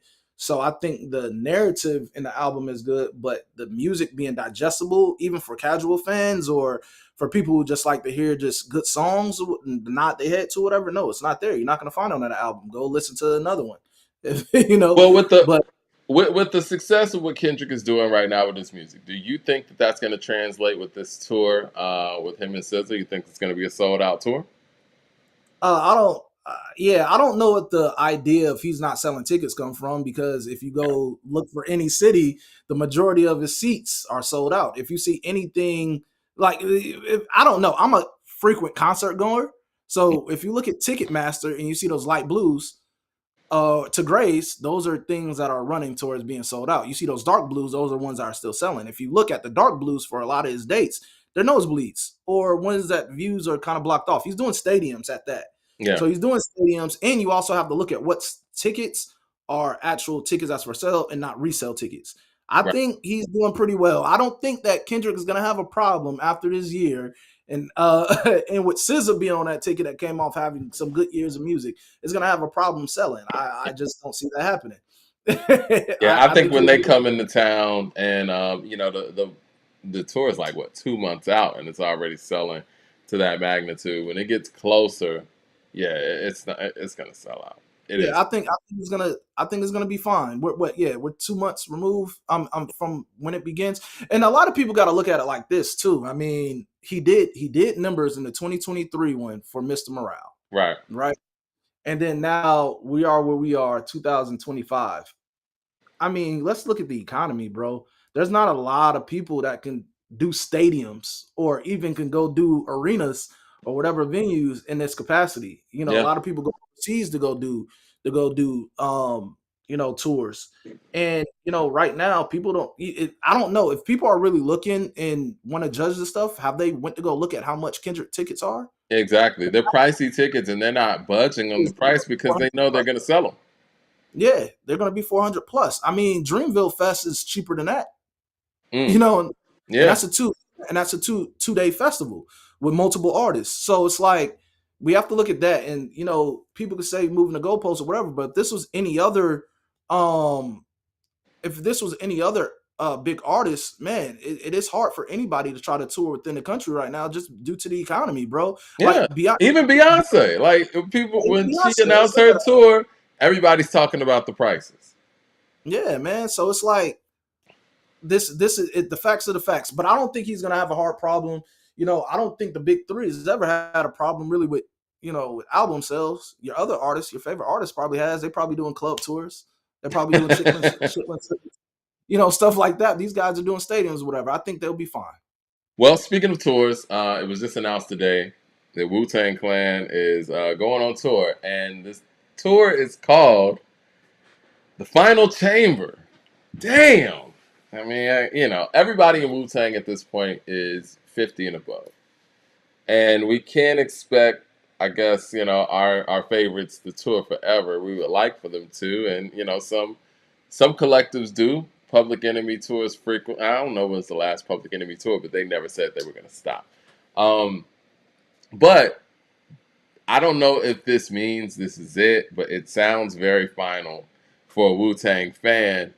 And I just can't help but think, again, with this Rock and Roll Hall of Fame thing, um, I wish that it was in line with that. I think that works a lot, but I'm happy to see Wu-Tang on the road. And if it's the final chamber and it's truly their final tour or concert or whatever, hopefully we can get all members.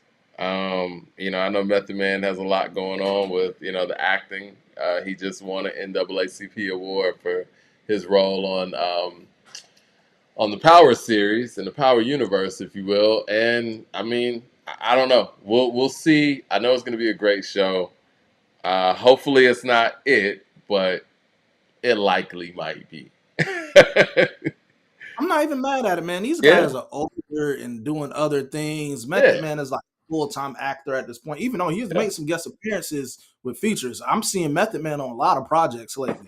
yep. Or a lot of people's singles or whatever they're doing musically. Method Man hasn't really disappeared from music, but his bread and butter right now seems to be acting.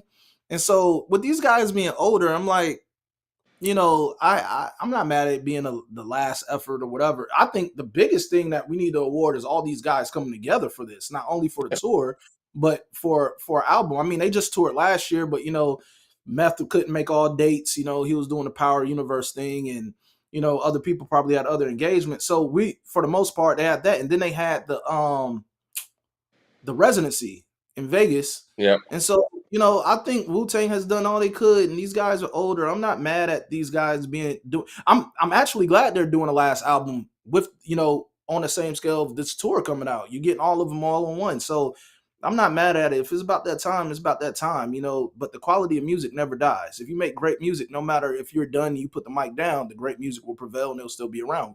Wu-Tang is forever. I don't think Wu-Tang could even have projected that their lives and careers would go in this way. I mean, when you have a group 9 members, 10 Capadonna, who signed a record deal to Loud, and and were given the ability and the autonomy to go out there and have solo deals. And once they did those solo deals, they had all these individual successes within the group, but they're still in the group, and it's all happening simultaneously.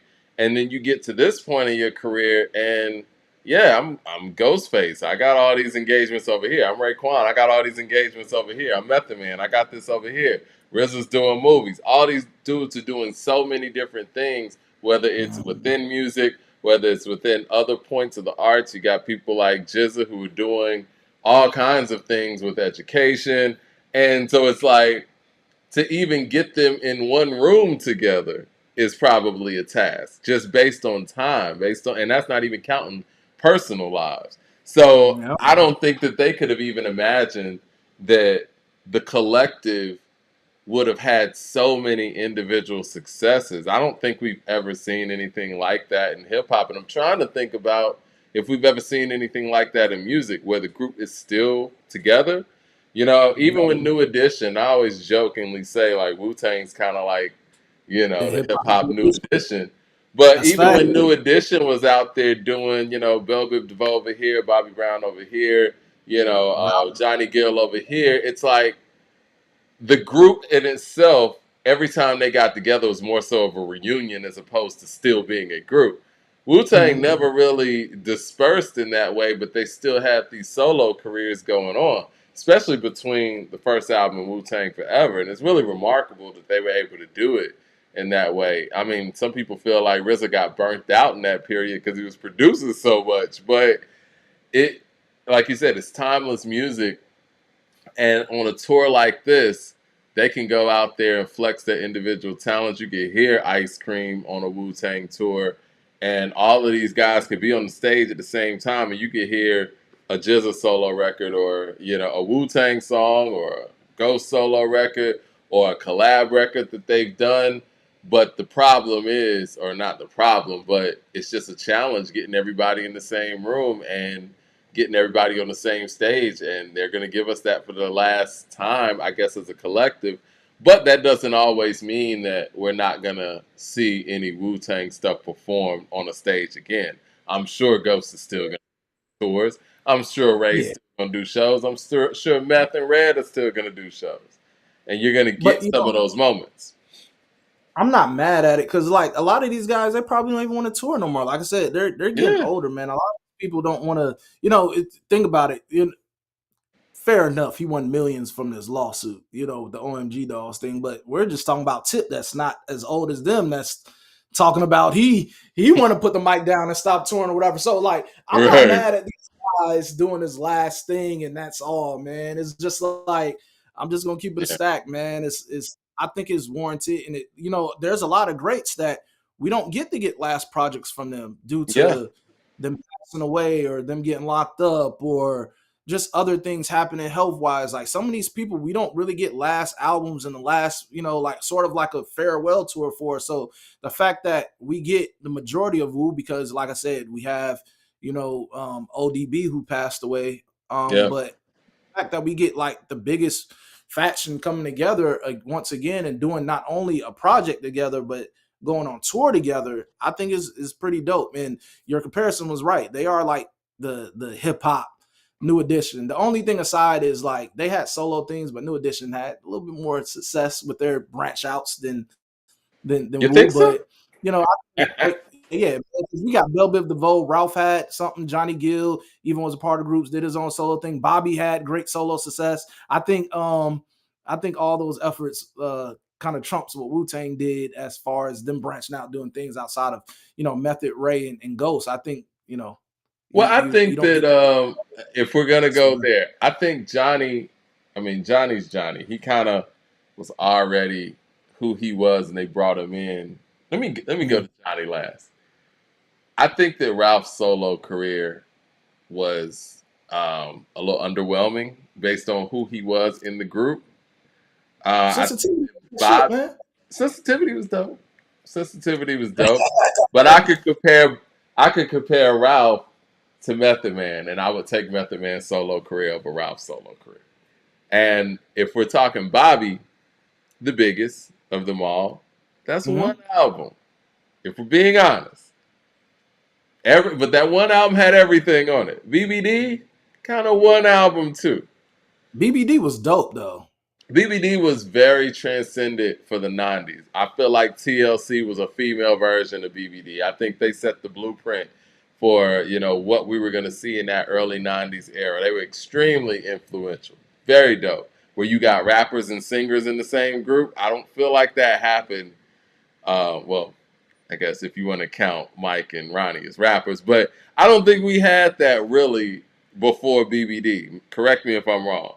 So they were very influential, but again, one project. And that's where the comparisons come in at, because, Wu-Tang, they had, multiple solo projects. But that first round of Wu-Tang albums, that's where the real heat was, with the exception of Ghost when he went out and did Supreme Clientele. That's what kind of separates him. But yeah, I mean, and then you have to take in the fact that one of the solos also was lost in that flood incident, and they had to kind of so that would have been crazier if that didn't happen. I think that's really dope that he actually came with something quality even after losing a lot of that music. So yeah, they say Inspector was the real Inspector was the one that hurt from that the most.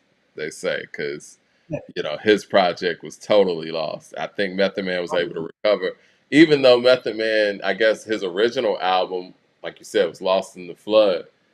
He was able to come back quicker, but Tikal wasn't heralded in the same way that Liquid Swords and Only Built for Cuban Links was, because he had to make it so quick, and they made it on tour and all that stuff. Yeah, man, is like I said, that's the greatest comparison that you could link them to. But like I just said, I think New Edition, not only they had multiple group albums that was better too. I mean, even when they came back, Yeah.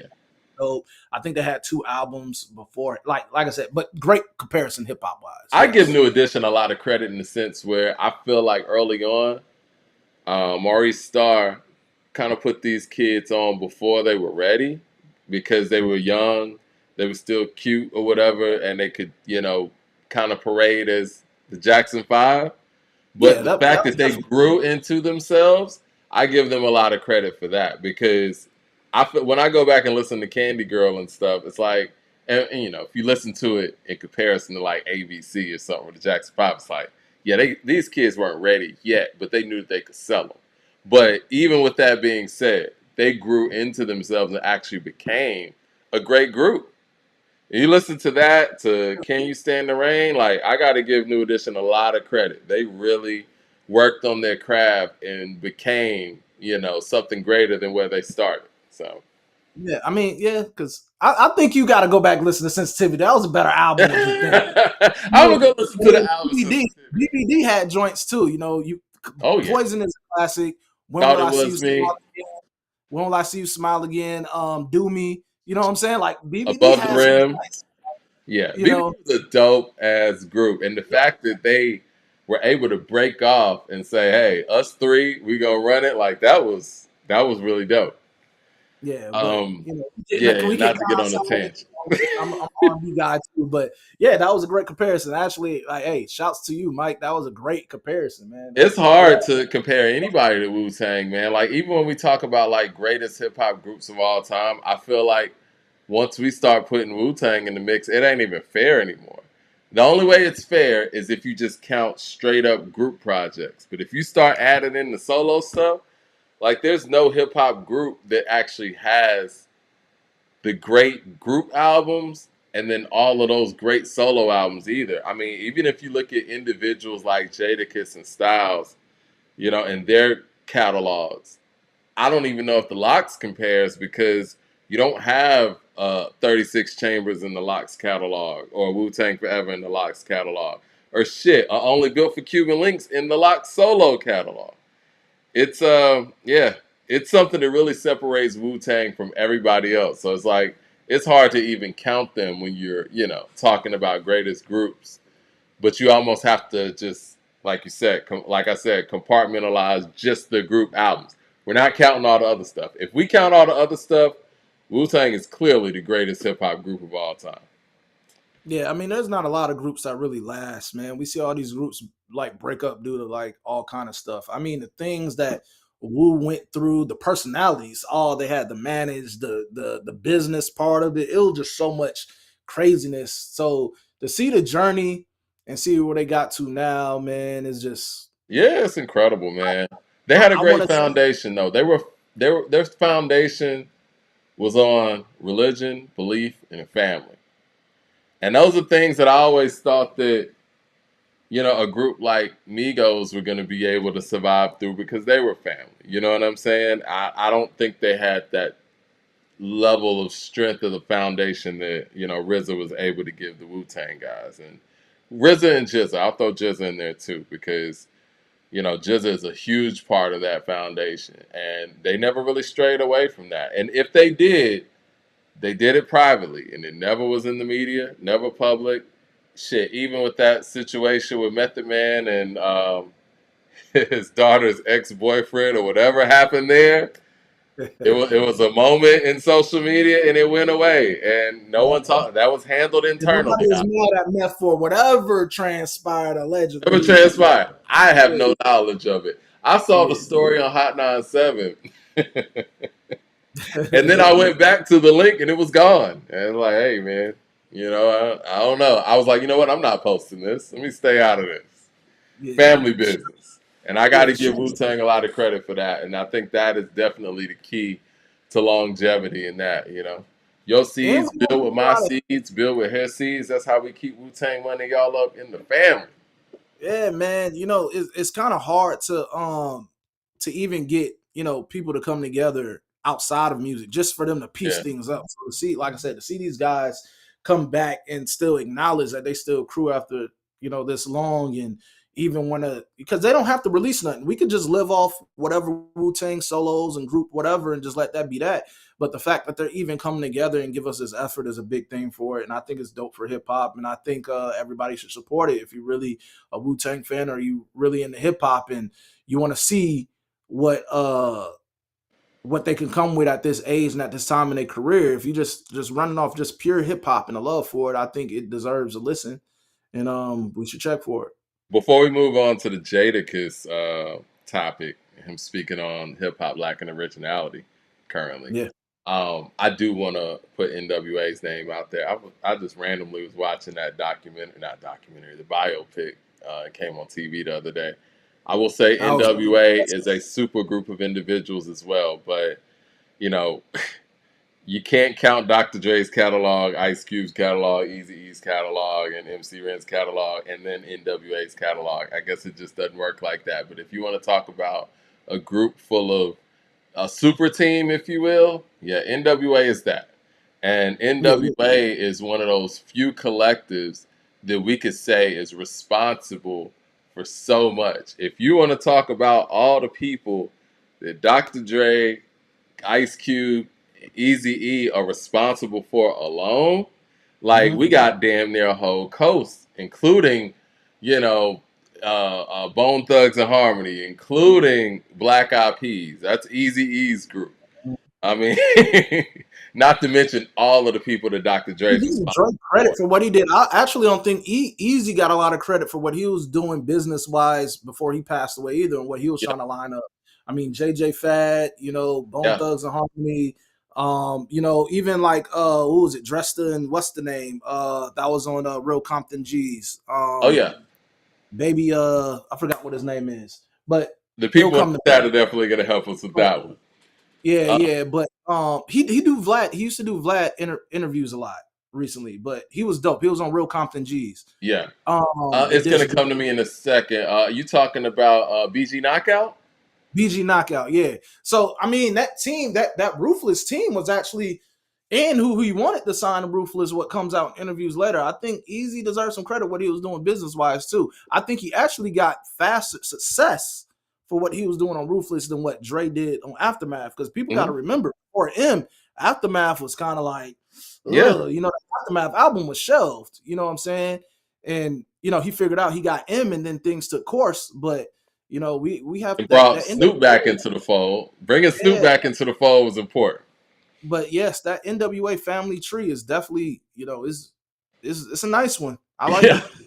And we didn't even speak on Cube and all of the people that he's responsible for, not even just in music. You know what I mean? Like, the family tree of NWA is insane. I don't know if there is a group that is responsible for more careers if we really break it down and, put it in a family tree type of graphic. So shout out to NWA as well.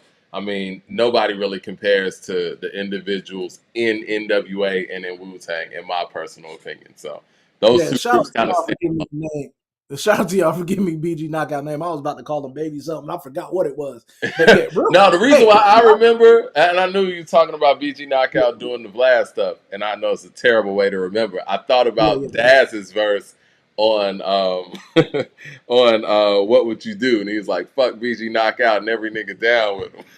Unfortunately. Hey, but I ain't gonna lie. Real Compton G's, real motherfucker G's, whatever name you want to go with, that is an underrated diss track. Well, because it's about Drake. The video was hard. The video was hard. The beat was hard and everything. Like, I know the popularity was on Dre's side, but god damn, that people don't. That was a nice diss track, dog. It was, and at the time, because I'm a little younger, this is when I'm kind of really start watching hip hop. I'd never seen those Dr. Dre photos from World Class Wrecking Crew where he was, dressed like that. So when Eazy-E exposed that, I'm like, what? Hey, man. That's what diss records are about. That was, Eazy was that guy. And Eazy was really outside. You know what I'm saying? Like Brown said, Dresta wrote Compton City G's. So he wrote all of them. Yeah. That's dope. You're right. Eazy was outside. We were talking about this. What was this last episode? Eazy might have been the first quote unquote street dude that actually, turned into a rapper. Yeah, who wasn't a rapper. Yeah, you know what I mean? Like a guy who was all about something else transitioning into something that he never was. And that became a popular thing to do. Jadakiss was making waves, talking about he spoke on basically, hip hop's lack of originality. And he was talking about people making songs sounding like not like us. What did you get from what he had to say? And can you kind of like paraphrase for the people out there what Jada spoke about? Shout out to Carmelo's podcast. He got it with Buddy. They used to be on the Bodega Boys, whatever podcast. I always forget their name, but it's Carmelo's podcast, and he had Jadakiss on there again. Actually, every time Jadakiss actually sit down and do interviews, he dropped some jewels. There's some stuff said that I can agree with, and he said something to the likes of, people see the success of Kendrick and not like us in his awards, the 5 Grammys, and then he just don't want nobody to come out and try to reduplicate those efforts. Really, come with your own thing, come with your own sound. If you see he has this, he did this, and this is making waves and it's big, don't try to chase that. And I think that's actually fair advice, man. I think that's actually a thing that I think all of us could fairly say is hip hop has lacked originality in a long time. When people see that something works, people kind of chase that lane a little bit. And we even said in other episodes, like the originality is kind of like where things get shaky for hip hop. And I even said just previously on this show that who are the young ones that's going to carry the game? Who are the new ones that's going to come with something new and fresh? I think the idea of what's new and fresh in hip hop has kind of been really outrageous. It's been more gimmicky more than anything than the actual music outputs. Now there's some younger artists that are kind of dope, kind of do some things, but for the most part, we have to get back to being original. And when those people are being original, don't talk about how they haven't grew with their sound or whatever. Their sound is their sound. I've seen that happen with the Baby. I've seen people do that to Meg, and they be like, oh, they need to change their sound. Well, it's their sound. Why don't you say that about the people that's carrying whoever else's sound or whatever else? Like, I always applaud people that come into the game with something new, with something that's fresh and something that is original, And I think that's what's lacking. I think that's good advice that Jadakiss has given, because Jadakiss haven't wrote no other lane. Jadakiss has always been true to what he is. And I stand behind this. I think Jadakiss doesn't have one bad verse. So I think if there's a guy that's true to his guns and could say such a thing, I think Jadakiss is that guy. You Mad know, Max has something to say about this. He says, I don't know any artist recreating Not Like Us besides Dot with Squabble Up, TV Off, Pickaboo, and them GNX songs. like I said, man, it's full time job. Hey, keep coming. Love it. Full time job. Hey, Listen, I don't that's expect cool now, anything man. less. Keep them Yeah, coming, that's Mad Max. LA. What I was going to say, though, I mean, hip hop's a copycat league. When you talk about, trying to get on those charts and trying to be number one, I do believe that we've seen this in all eras. Whenever something's working, people are going to try to copy that. I mean, I remember, I'm going to just be real about it. I remember when I heard Jaquan's Tipsy, which, now has been recreated by another genre. I'm like, nigga, this sound like grinding. You know what I mean? And it's like, and I gotta say it. It's Jermaine Dupri, hometown hero, and all that. When I heard Functified or saw Functified, and people like, yo, man, them niggas is biting Dre and Snoop. I mean, listen, it happens, and everybody's not gonna, especially when you're going out there for the number and you want to get a number and make a hit. You're gonna go out there and do some things that you think work. I see Crucial Conflict is back on the scene. I remember when Crucial Conflict dropped. Hey, people thought that they was trying to be Bone. You know what I'm saying? Same thing with Do or Die with the Twister and all that stuff. It's a copycat league. People are gonna go out there and do things that they find successful. But what we don't do enough, we don't award the people who go out there and do original things. I'm not a big. How do I say this? I didn't listen to Silk the Shocker like that. But I respect that Silk the Shocker came with an original style, an original flow. He could have easily went out there and sounded like somebody else. He could have easily went out there and went for an easier style. But I'll give him credit because you know what? He went out there and tried to do something original. It might not have caught with everybody, but he went out there and tried to do that.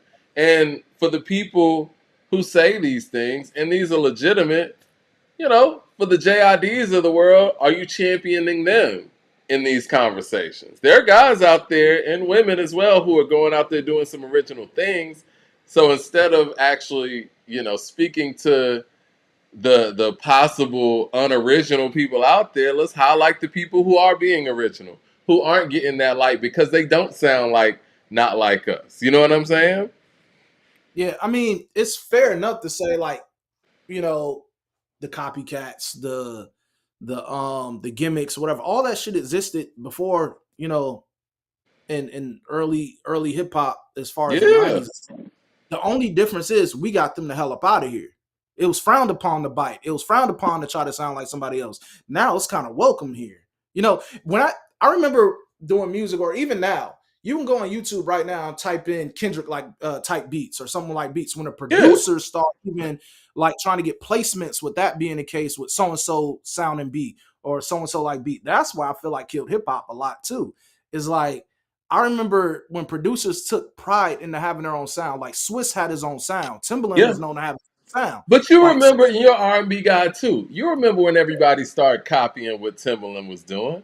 And Missy used to speak on it. Like, you know what I'm saying? Like that boom, boom, boom, cat. You know what I mean? Like with that 1 in a million beat changed everything. Like all the R&B producers of that time period, that 98, 99, they start making R&B records that sounded like that. You know what I mean? And it was easy.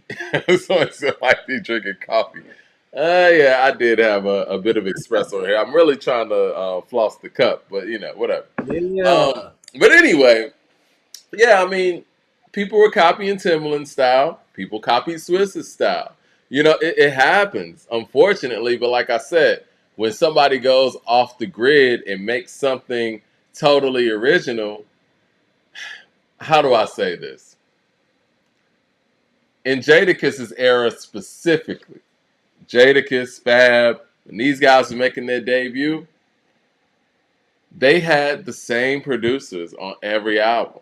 You know what I mean? Like, it was always Neptunes, Swiss, Timbaland, and these guys were all on the same albums because these guys had a high success rate. And all these albums ended up sounding very similar.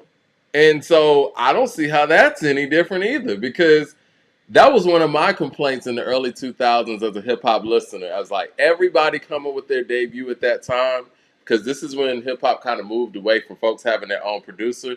Even though Swiss was, Rough Riders producer and all of that, but even with that, Swiss was carrying his sound from DMX to Eve to Jada, and so there were a lot of similarities there too. And people didn't have their own sound in that era, except for the ones who were coming out of nowhere, like a Outkast doing what they were doing. And I will give Outkast credit; they didn't bring too many outside producers in.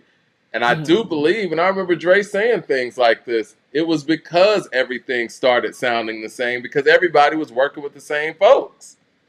And Yeah, shout out I to mean, Jay-Z for kind of changing things up with the Blueprint, because when he brought in Ye and Just Blaze for the Blueprint, that made people change things up a little bit. I actually agree with everything you're saying. Because when you had producers that was within crews, nobody's crew sounded like. Look, we had Cash Money in New Orleans, Mm-hmm. Cash Money and No Limit in New Orleans. None of Cash Money in New Orleans sounded alike. Nope. You know what I'm saying? And they weren't coming from the same city. You know what I'm saying? None of their stuff sounded alike. Bad Boy didn't sound like Death Row and vice versa. You Yeah. know, Rough Riders wasn't like people had their own sounds and their stuff. Murder Inc. wasn't sounding like whatever when they had their reign of stuff. Like, Yeah. and Because Herb was everyone, over there and his people. yeah, man. So it's like I think that's the thing. Now, there's a difference between being like with this newer generation, there's a difference between influence and paying homage and then just totally biting. Because you have to think about just like those guys beforehand, I were probably students of whatever game beforehand. These new guys are also, students of it. But I don't think that they're taking the things that they've learned and implemented in the music. They're just taking it. You know what I'm Right. saying? Even the samples that I'm seeing now is like I've heard bad songs over really great classic samples, and a lot of the older heads will say that about those 90s rappers wherever their samples, but there's really good songs that came out of those samples. Yeah. The sampling now is like I've heard songs with really great songs that sampled and them shits has been bad, bro. It's been What bad. I noticed, man, I got for Valentine's Day, Dana got me Thriller on vinyl. I believe it or Mm. not, well, I've had it before, but I haven't had it recently, right? Haven't had Thriller on vinyl recently. And when I sit here and listen to my vinyl collection, the stuff that was original music, you hear things that you don't hear digitally. And I'm like, I'm never listening to Thriller digitally again. I'm being, extreme. But yeah, if I really want to listen to the album, I'm going to listen to it there. So, saying all that to say, in some of the hip hop vinyl I have, I'm not sure if whoever sampled it or when they went to mastering, did they get it digitally? I'm speaking of some of the newer vinyl I have, or did they actually get it from vinyl? Right? And so, to your point, you're talking about people who sampled a sample and sampled. We're talking about sound quality being diminished time over time over time. You're going to get the best sound if you're actually getting it from vinyl. I truly believe that Just Blaze, when he was sampling on the Blueprint, I believe he was getting that from vinyl. The way that stuff comes through and how clear everything sounds, I feel like he was getting that from vinyl. The Kanye stuff, I don't know. I Well, don't know.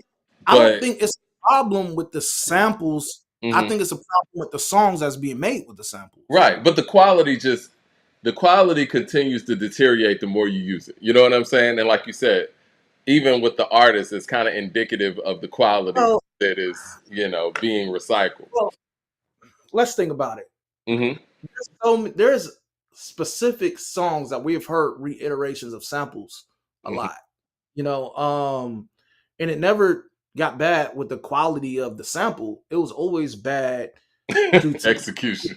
the quality of the execution of the Yeah. songs progressively got bad. Because let's think about 3 6 is probably one of the most hip hop sampled Yeah. artists ever.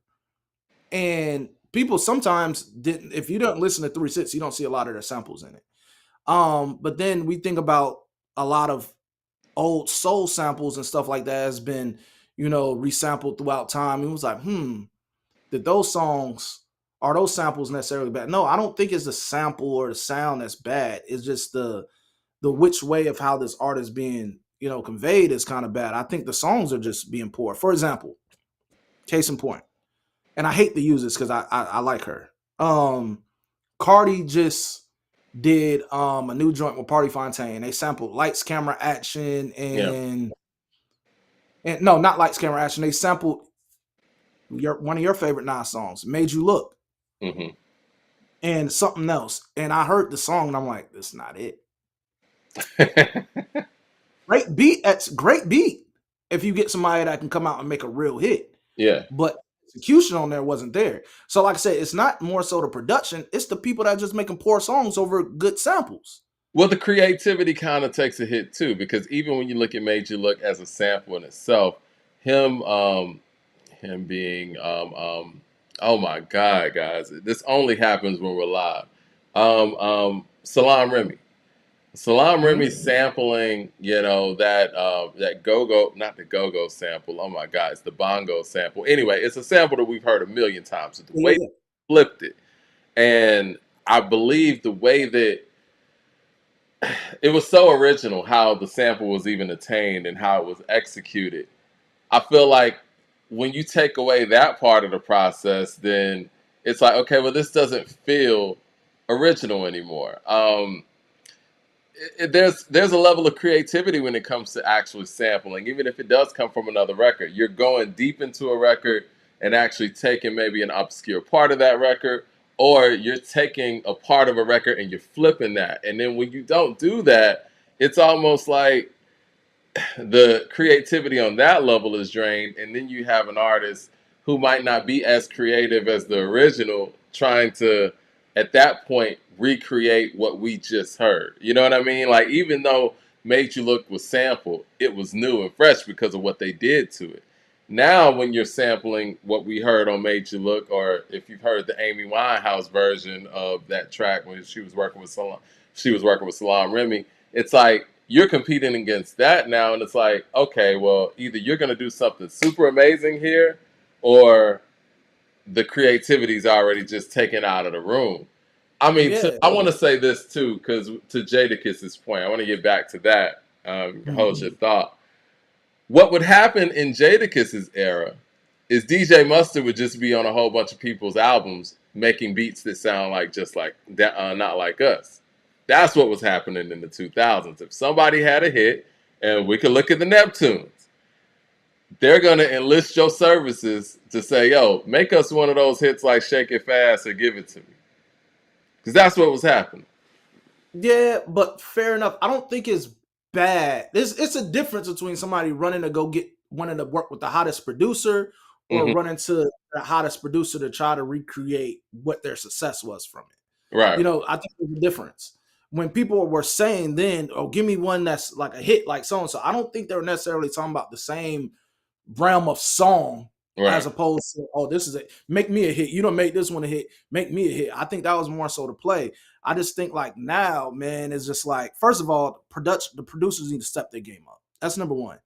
Number two, I think we need to get back to the producers actually producing. I mean, really being in the studio with an artist and they're crafting his music. All this send records around and stuff, it works. It's convenient, but for these newer and younger artists, I think that's where the direction lacks, because a lot of this stuff can be executed.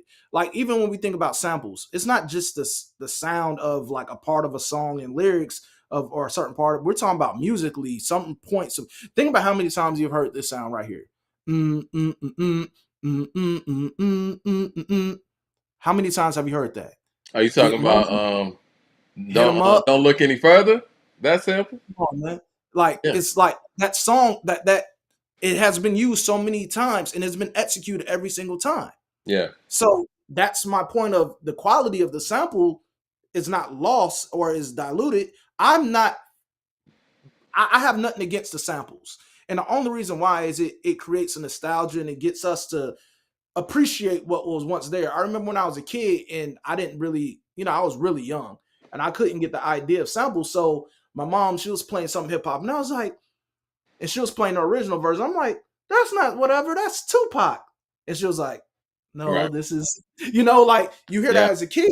So now I think it gives a history lesson for people to you. If you love the sample, you may love the original version. So I always think sampling is just it's a part of hip hop. Loops, those breaks, it's ingrained in hip hop.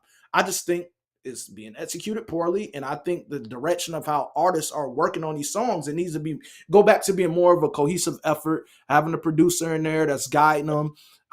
Even when it comes down to, hey man, say it like this instead of this, like really Yep. guiding them.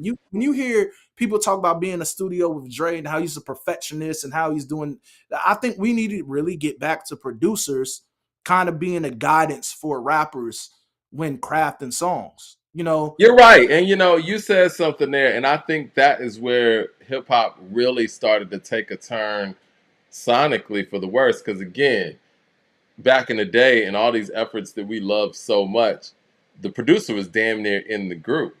Rambe and I just did that whole episode on Illmatic, and so we went back and did some recon and research on each of the tracks because it's 9 songs produced or whatnot.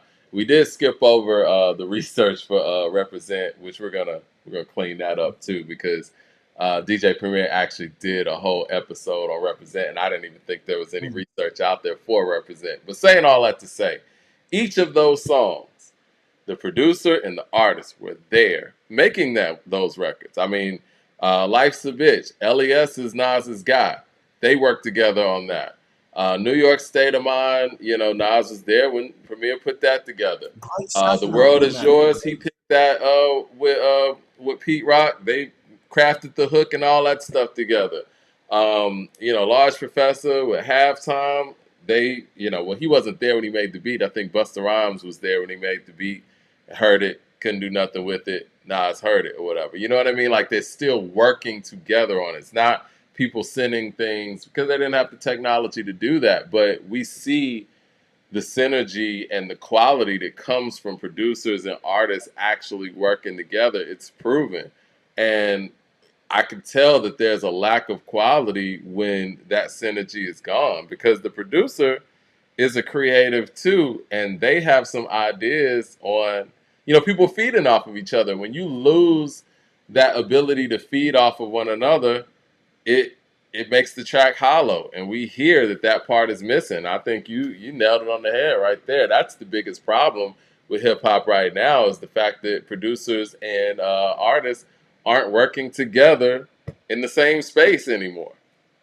Yeah, Some people are great enough to pull it off, but not everybody is.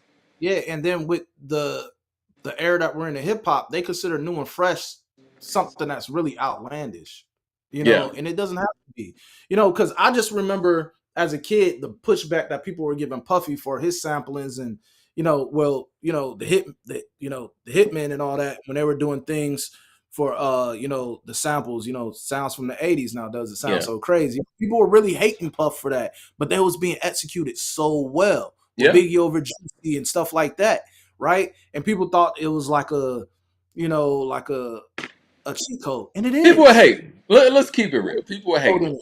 There's they were hating because they couldn't do it, and then once they start to do it, then the hate went away, which is funny.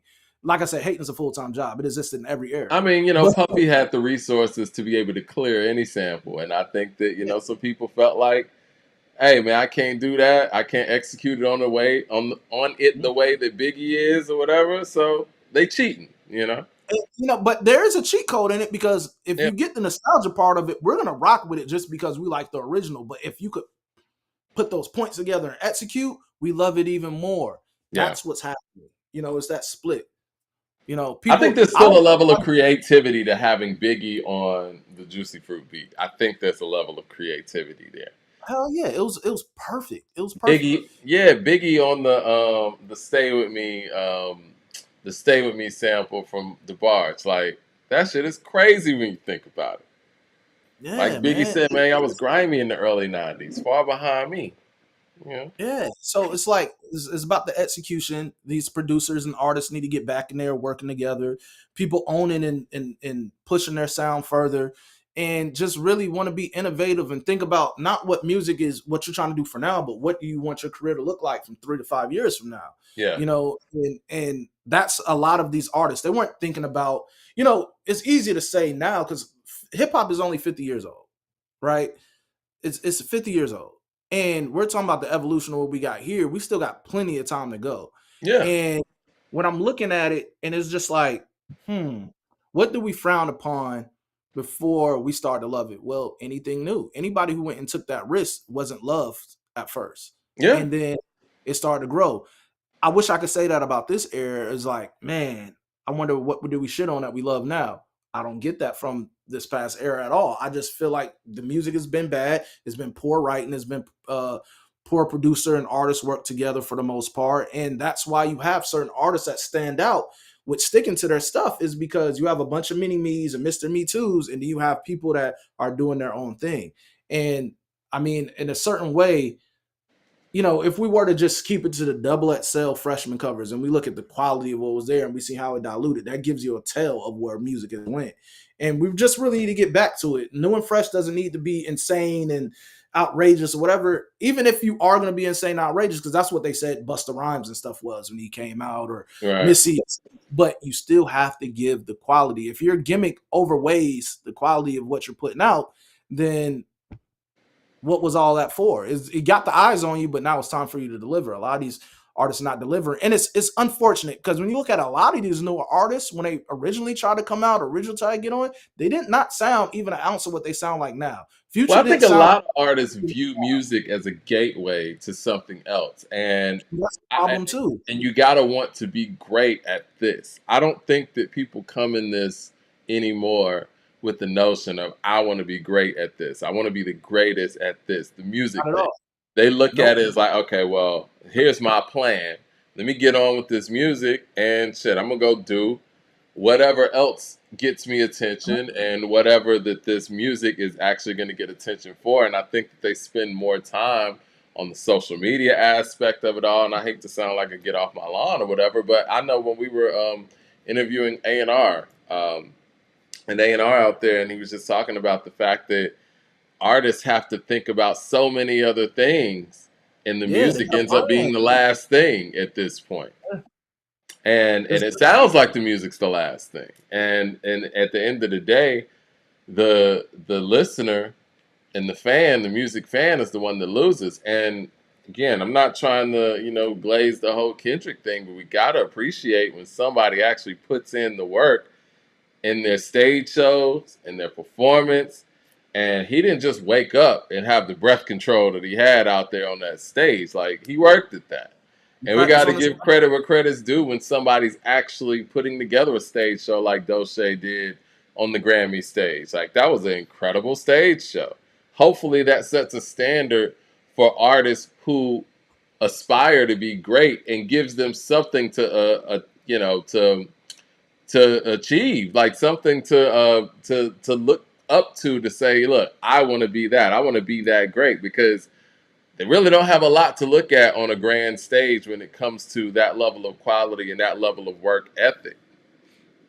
Yeah, I mean, if you don't want to be the best in this, what you in here for?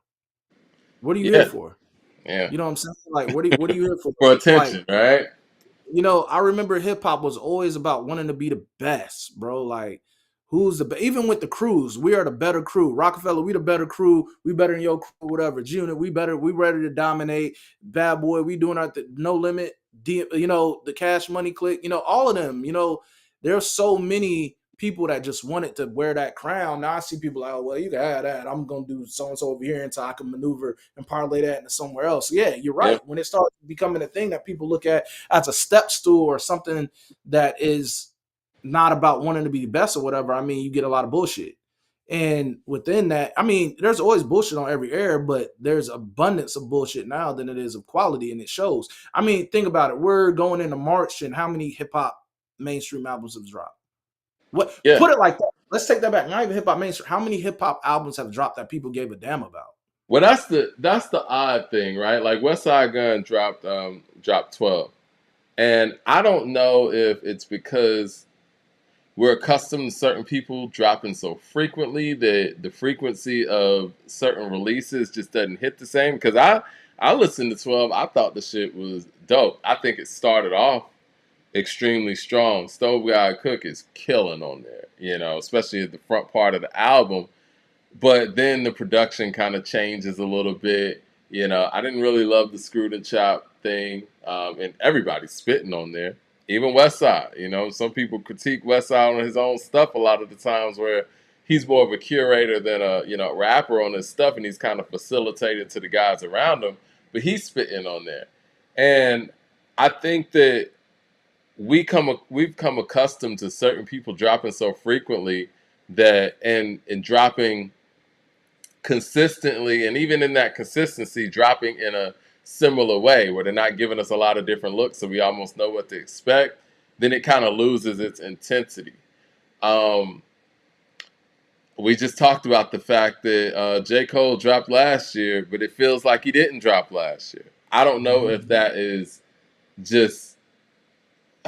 I don't know if that's just a case of music coming and going so quickly, or if that is more of a quality thing, or if that's more of a thing that everything's kind of sounding, I don't want to say similar, but sounds haven't changed too much over the past 5 years. And we're not used to that in hip hop because, you know, even if we take it back to 94, sounds different than 95. It sounds different than 96. It sounds different than 97. '03 sounds different than '04. It sounds different than '05. You could hear tracks, production, flows, even slang in those different years, and it sounds so drastically different. And over the past 5 to 10 years almost, I can't really say sonically hip hop has changed sounds too much. Yeah, I mean, sadly, this is my defense of hip hop, and this is my only defense I'm gonna throw out here. Hip hop is still new. There's gonna be a lot of things we never seen before, and a lot of things we're gonna feel like, man, it's the end because the current status where it's at. Hip hop is still 50 years old. I feel like there's a lot more to come. It's gonna change with the new era, whatever is new and hot in pop culture. Hip hop is gonna find its way back around where hip hop was. Hip hop has always been relative to what's going on with us outside. So if this is what's going on outside, that's what's depicted in the music, you know. And I always feel like there was a balance. We lost the balance. The only thing I'm gonna say is never lose hope because hip hop is still new. Definitely, but we're gonna need somebody to, or a collective, if you will, to come through and do something different. Even with, man, we got spam hitting at a high level. What is this? Hold on one second. Man, it's Uh, we went the whole episode with no spam, but then it came. Anyway, I think even on an underground level, somebody's got to come through and innovate some sounds. Like I would say in 2020, when Griselda really started making its mark, it was a different sound for a lot of us, especially when it was coming at such a high volume and high quality. But then a few years later, we didn't really hear too many differences in that sound, and the evolutions in those sounds. And yeah, everybody's not gonna gravitate to it. And yeah, there are gonna be some people. Let's look at Outkast, for instance. You know, when Outkast dropped ATLians, people said it wasn't Southern Playalistic. And, you know, and when they dropped Stankonia, it's like, I missed the Southern Playalistic ATLians But Outkast. you know, it's great that you compare it to your last work, though. When Yeah, you compare yourself, when they're comparing it to yourself, that's a good thing. yeah. But when it's all said and done, we appreciate all of it. You know what I'm saying? Like, I think a lot of people, especially in this time, are scared to change because, you know, we're such Monday morning quarterbacking now when it comes to music, and they don't want to take that critique.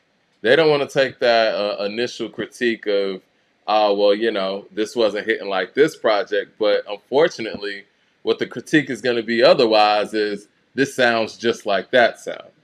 And how does music move forward if you're continuously making very similar efforts after similar efforts? You know, I think as long as the elements are there, hip hop will be fine. When Exactly. I agree. we got away from the elements. I don't care what your new interpretation or whatever it is. If the elements are there, we'll be fine. Those elements has been gone. You know, and so we just have to get back to, like I said, people say 50 years is old or whatever. 50 years to me is young, and especially for something for like a genre. a Yeah. culture and a Mhm. genre and a culture of hip hop. It's something that's forever changing. When we really even start looking at from decade to decade and where we have went Exactly. musically, from not only the music but the style, the slang, the you know what I'm saying. We Fashion, everything.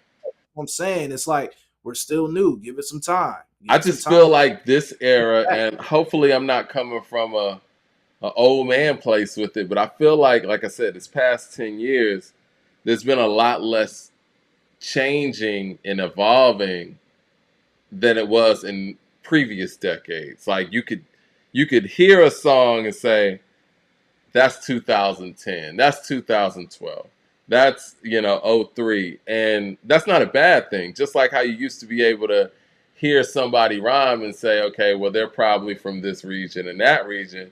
And I think those are things that kind of went away in hip hop as well. Like we don't have regional sounds anymore. Yeah, Maybe we the king. that has something to do with the lack of sound changing too, because I'm in Leangelo Ball went out there, coming from Cali, hit niggas with a New Orleans type of bounce. It had a hit in 2025. Like, Last ones I've been hearing sounds like the same realm. And you got a point there. I remember when I can go down to, when I could visit certain places, and I'm like, man, what y'all listening to here? And I yeah, could. That was a great thing about college. That's how I discovered a lot of new music, because you have people coming from different states, different cities. yep, They're bringing their fashion, they're bringing their slang, they're bringing the music they listen to, and that's it's hip hop. all part of all of us sharing it, and then we can go back home and it spreads. You know what I'm Yep, saying? So it's like I for everything we can't even pinpoint where somebody is from is kind of crazy. You're right. it Um, is. And I think that has something to do with the lack of sound changes, because what was happening in hip hop, it's like, okay, the West Coast got it in this period. New York got it in this period. Atlanta got it in this period. Louisiana's hitting right now. You know what I mean? And it was rotating because of these different sound changes. Even when Chicago made that comeback with when Kanye hit the scene and he signed Common and all that, you get all these different flavors and different sounds. So it's like each region and each sound is like combating with the other one, but using their own originality to do so. And it feels like that kind of got diluted somewhere down the line. yeah, I mean, because think about it. What was it? Was it '08 or whatever when people were saying hip hop was dead? Yeah, yeah, that's when Nas dropped Hip Hop Is Dead. 5. Correct me Yeah, there. but the Carter 3 also dropped 2008. Yeah, So people were yeah. saying hip hop was dead because Soulja Boy. We're in 2025. And We're again, when you look back at what Soulja Boy did, it was necessary. It was innovative, whether you like the song or the movement or not. It was innovative and it was transformative because it was actually taking music, not just hip hop, to the internet.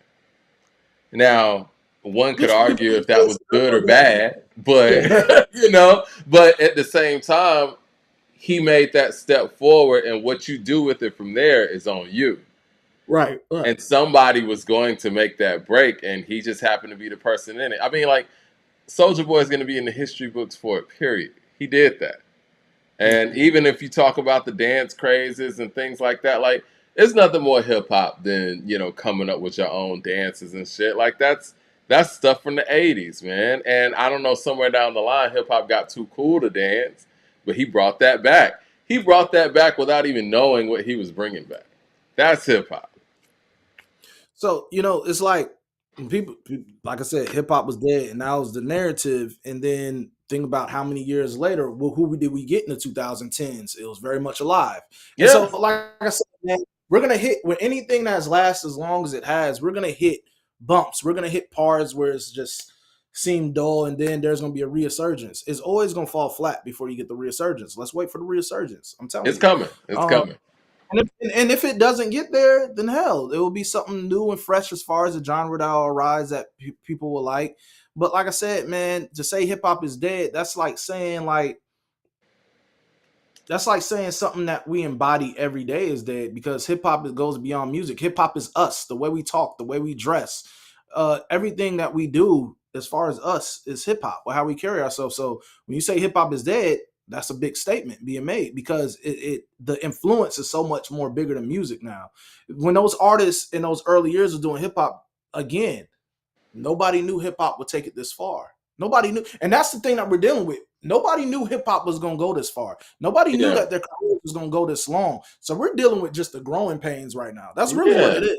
It's uncharted waters, and I honestly believe the talent is out there. Now, I believe in the talent. I know that the talent is out there. I think one of the big missing components is the fact that we don't have big corporations in the way that we used to that would actually invest in these talents and actually get these talents the tools and resources in the bandwidth for everyone to actually see how incredible these talents are. That part is missing. When I saw Def Jam invested all that money in Leangelo, I'm like, no disrespect to Leangelo, I'm happy for him for getting that, but I'm just like, you guys have the money to invest in artists, and you just don't do it.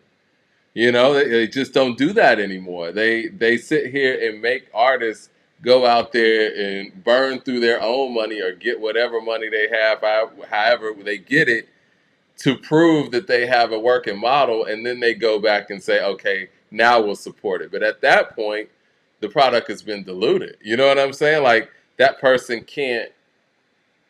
You're not investing in that person. You're investing what they were able to basically scrap together. You know what I mean? Yeah, I mean, and that's where we come into play.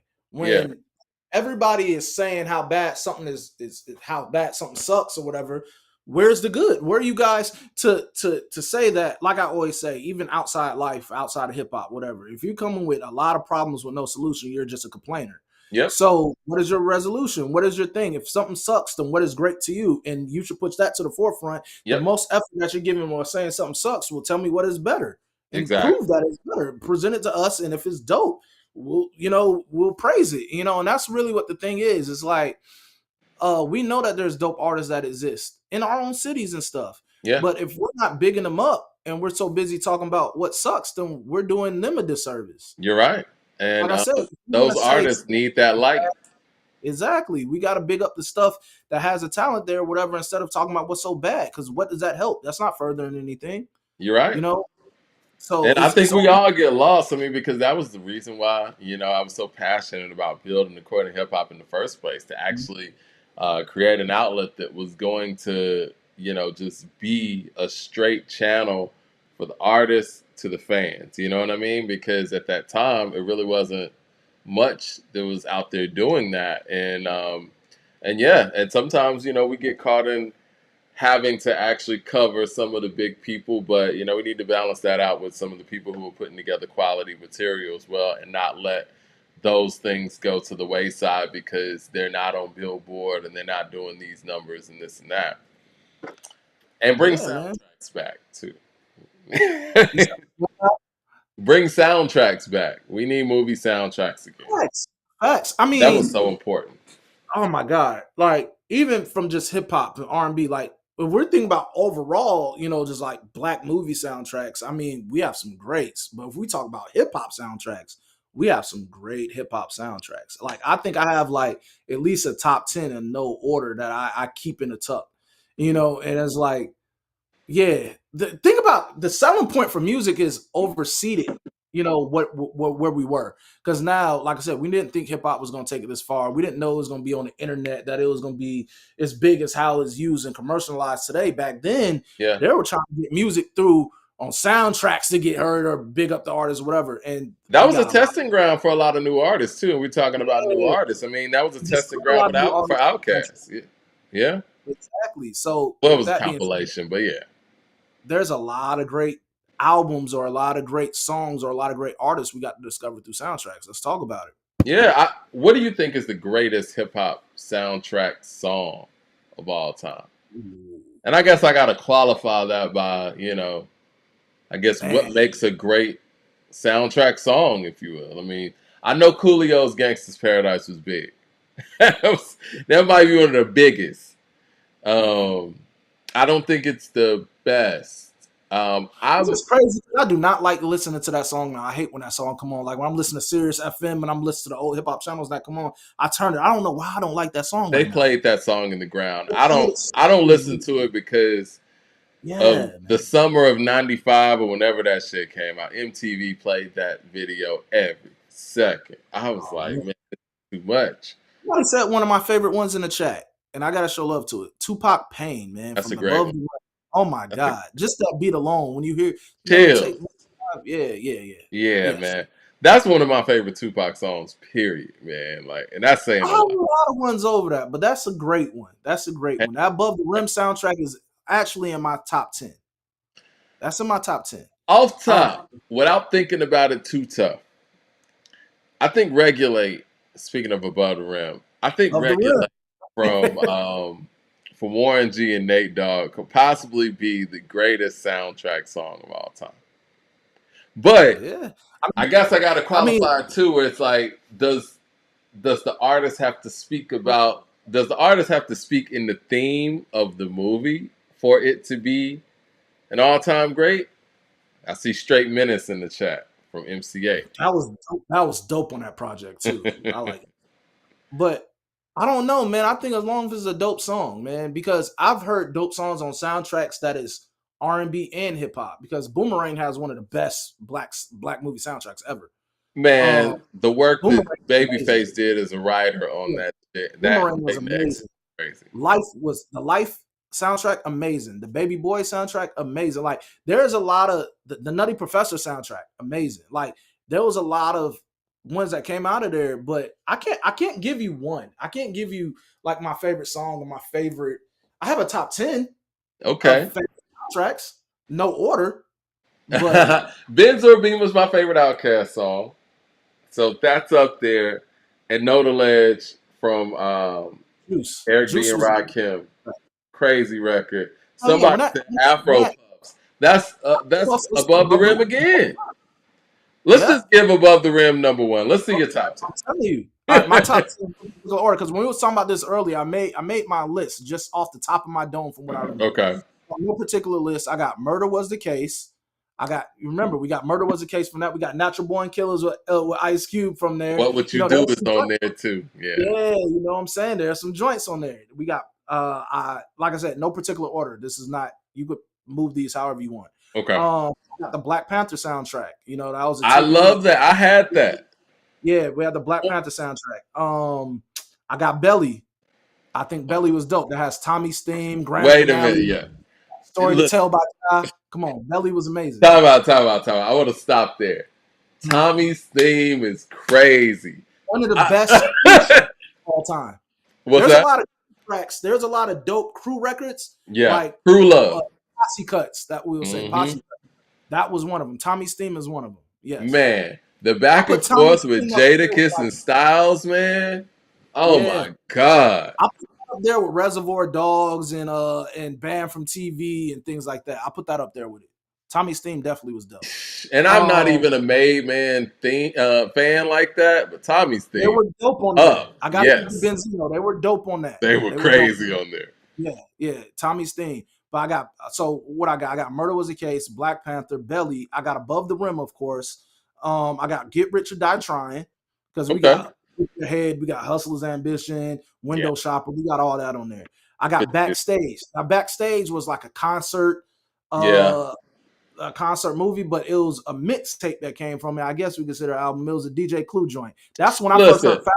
That Beanie Siegel in the club song's crazy. Timberland. Yeah, that's when I heard Fabulous. That's even when you look at the track list, it says Fabulous Sport. That's when he was still going by Sport. Mm-hmm. That was the first time I ever heard Fab. He had what was the joint? Gotta Be a Thug. He was on there. I remember that. Man, everybody was on Backstage. Cash Money was on there. Yeah. Outkast was on the Backstage. Yeah, Funkanella. Yeah. Yep. Best of Me Part 2 with Jay. So Backstage. That was the first time I think I heard Killer Mike actually, because he's on Funkanella. Yeah, man, the Backstage soundtrack was dope. Bad Boys 2, Jay-Z, La La La. Bad Boys 2 is an underrated soundtrack. Yes. Because that kind of came towards the end of the soundtrack era. That has some joints on it. Yeah, 50 Realest Niggas, Freeway Flip Side, Jay-Z, La La La. Like, yeah. I forgot Flip Side was on there. And you Yeah. can't forget, Shake Your Tail Feather. That was a hit. I didn't want to say it, but it was a joint back then. It was. Pause. Facts, yeah. Streets is Watching, which is another one is like different with Backstage, because Streets is Watching was a motion picture with these songs anyway. It was like the extended music video for Jay. That's when Streets we is got Watching is very important to Jay-Z's career. exactly. It's very like dedication to Wayne in a sense, because for a lot of people, I know revisionist history, because Volume 1 really wasn't as bad as many people remember, because there was that in between. What they did on The Streets is Watching is they highlighted the good from Volume 1 and rode with that. It really reminds me of T.I. from I'm Serious, because even though I'm Serious is a cult classic, it was a flop because T.I. really wasn't zeroing in on what everybody wanted to hear from him. Dope Boys in the Trap was the one song on that album that really caught legs, and he doubled down on that with his mixtapes and with trap music, and that's what they did with Streets is Watching. My favorite one on I'm Serious was definitely I Still Ain't Forgave Myself, but Dope you're record. right. Boys in the Trap. But yeah, man, Streets is Watching. When I said this was one of the best Jay-Z's albums, people was like, oh man, this is the top in this catalog. No, Streets is Watching is dope. That's when we first heard Murder Inc., Murdergram. That's when we got Where I'm From, the In My Lifetime remix. You know what I'm saying? There's a lot of, that's when I first heard MOP. You know what I'm saying? Oh, really? Like, okay. Yeah, Streets is Watching. They're on there. Baller Blocking, which is, Baller Blocking is one, which is like a cult classic. That's Cash Money. But the Baller Blocking, the song Baller Blocking, I was just looking at, this is what made me come to it too. Because I just seen where they performed in Tampa for the reunion, the Hot Boys reunion, and Turk and Juvie, they did the Baller Blocking song together. They performed that for the first time, together since back then. I think I didn't even know if they even got to perform it like that back then because Turk got locked up. But that Baller Blocking, that's when you got Mac 10. That's when you got that man. E40 was on the Baller Blocking joint. You got Project Bitch on there. Then we got other. I think I said it in our chat. We have other. I said Creed 3. Creed 3. That was a Dreamville effort. So JID did a stink Creed 3 and stuff like that. But there's other classic ones that I didn't mention in here that are honorable mentions that, like I said, in no particular order you could throw in here. Baby Boy, like I said, Baby Boy is dope. The Boys in the Hood soundtrack. Let me think. What else did I have on here? Juice, Minister Society. What about the New Jack City soundtrack? It had a lot of. That was a New Jack Swing stuff. It had a lot of New Jack Swing stuff on New Jack City. Oh, Gang Related. That was a dope soundtrack too. Rhyme and Reason. Rhyme and Reason and The Show. See, if you're gonna count Backstage, I think The Show kind of works too. But see, The Show kind of had a lot of stuff that was on other people's shit. I'll say this, man, and you know what? I think you guys just gave me my answer without me even thinking about it. Method Man and Redman's How High might be my favorite soundtrack song of all time, if that counts. I forget that was on The Show soundtrack technically. So if that's there, I'm going Method Man and Redman How High over Outkast Benzo and Beamer. Damn, I hate that. I hate that. Man, there was so many joints, man. There's so many to think of, man. Cause let me scroll through. I'm looking at stuff, and I'm just like, Show got My Block from Tupac too. Yeah, The Show. Oh, Ron said this earlier, and this was a good one. New Jersey Drive had a good sound. Oh yeah, that did. I mean, Can't You See from Total? I mean, What about Body Body soundtrack? I'm About It soundtrack. Oh yeah, About It. That was my other honorable mention. About It, definitely. That hell yeah. But top 10. Even going through all of these, I think the Above the Rim soundtrack kind of is head and shoulders above the rest. Yes. It's got some heavy joints on there. It's got Pain. It's got Big Pimpin', the original Big Pimpin', if you will, for the Dog Pound. It's got Afro Puff. What's that? Was it what? Hold on, let me see. Was Loyal to the Game on there? Pull it up right now. I bought that soundtrack back in the day. Now I know back then, with hip hop still kind of in its infant stages, you needed to put R&B music on your hip hop soundtracks anyway. But I mean, even with that, SWV Anything, You got Sweet Sadie's Old Time Sake, H-Town's Part Time Lover. All of these are hits, even though those are R&B joints. Then you got the Dog Pound Big Pimpin'. Oh, I forgot Mhm. about this one. Didn't mean to turn you on. Second to none. That was a hit too in the streets. Doggy Style from DJ Rogers. Then you had Regulate. Pour Out a Little Liquor. Yep. Gonna Give It to You, Jewels and Aaron Hall, the Afro Puffs. Hoochies Need Love Too. I ain't heard these songs in forever. Yeah, I remember Just so that you one. know, from CPO Boss Hall, I'm Still in Love with You. That was I'll Be Sure's version. Crack 'em. That's OFTB. You Bring the Dog Out in Me. I remember that. Rhymes and Knowledge. You bring the dog out in me. Then you got Blown Away. B. Rizal.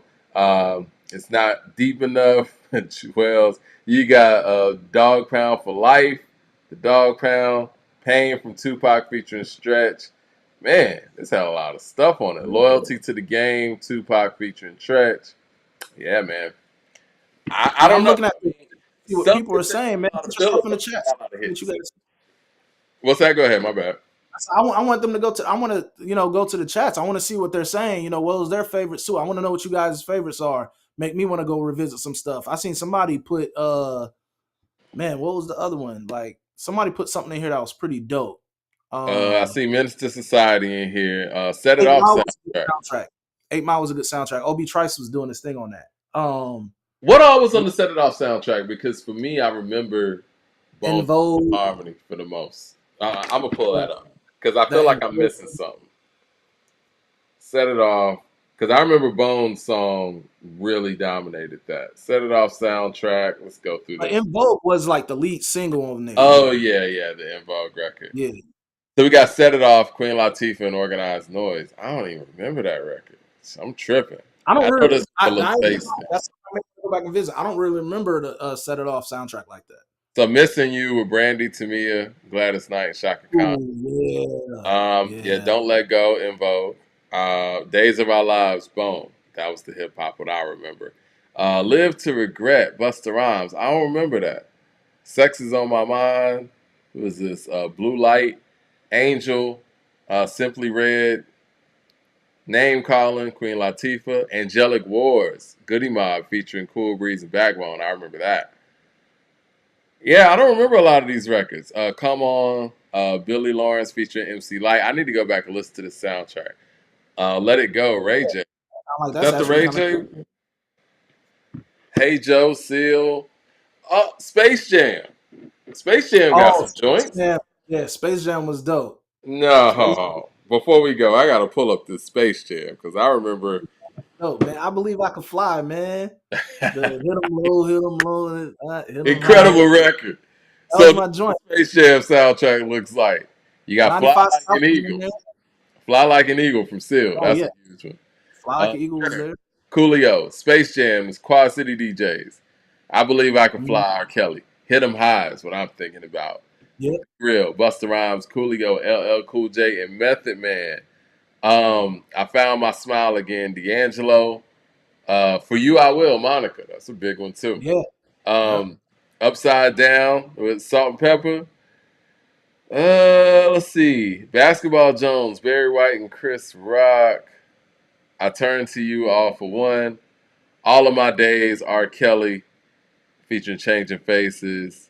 And That's the Way I Like It, Biz Marquee, and Spin Doctors. It's funny that these soundtracks have such big singles, you forget about the album songs. Yeah, I mean, I think Baby Boy had a good soundtrack. I mean, they had Crip Hop on there. It had Baby Boy with Tyrese and Snoop. It Mm-hmm. had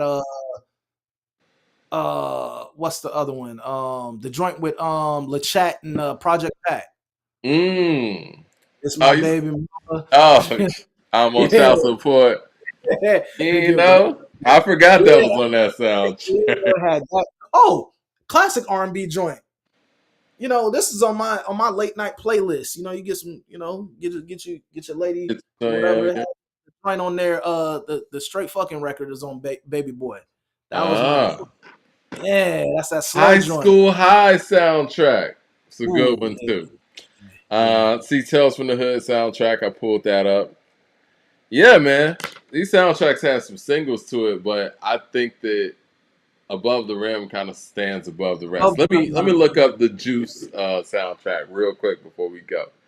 Juice hey, did State soundtrack. Property have a soundtrack too? I'm trying to think about. Did State Property have a soundtrack, or I'm were they sure. just using it off the project that they did? I think it was off the project. Was it All off right, the Chain? so this is what Juice got. Juice got Uptown Anthem. Know the Ledge. Well, Uptown Anthem, No, the Naughty by Legends. Nature. I No, got the it. Legends. No. Yeah, Know the Ledge, Eric B. and Rakim. Is It Good to You? Tammy Lucas and Teddy Riley. That's a good one too. I forgot about that one. Sex, Money, and Murder. MC Pooh. Enough Respect. Big Daddy Kane. So You Want to Be a Gangster? Too Short. It's Going Down. EPMD. Don't Be Afraid. Aaron Hall. Don't Be Afraid. Shoot 'Em Up. Cypress Hill. He Gaming on You. Salt and Pepper. Flip Side. Juvenile Committee. What could be a bit? What could be better, bitch? Son Bozark. Does Your Man Know About Me? Raheem. And People Get Ready. The brand new heavies. I remember the brand new heavies. They were So dope. the How to Be a Player soundtrack had Troublesome. First of all, How to Be a Player was dope. That was a Def Jam effort. But yeah, Troublesome 96 on there. I remember that was yeah. How to Be a Yeah. Player soundtrack. Hey, Troublesome is a hard Tupac joint. Got me a dog, my bitch nigga eaters. Like, yeah. 90 Troublesome 96 was my shit. Man, yo, hard, man. soundtracks had all kind of dope records on them, man. Yeah, I used to not buy soundtracks because, like I said, the little hit or miss thing where it's like you have the big songs and then you kind of get it sprinkled in with some of the newer acts that you don't know if they're going to make it or not. And I see, even looking back on these soundtracks, there's a consistency there where it was almost like a practice stage for whatever artist they were about to put out and see if it was going to work. Death Row did it clearly with that Above the Rim soundtrack, but the big hits on that can't be denied. Above the Rim was dope. Was that Cube's first time was it his first time collaborating with working with them since all that stuff transpired? Was it? Are you talking? You're talking about Murder Was the Case? Yeah. Yeah. Natural Born Killers on there. Yeah, that's why that was a big deal. Yeah. Well, they were supposed to do an album together, and that didn't happen. So.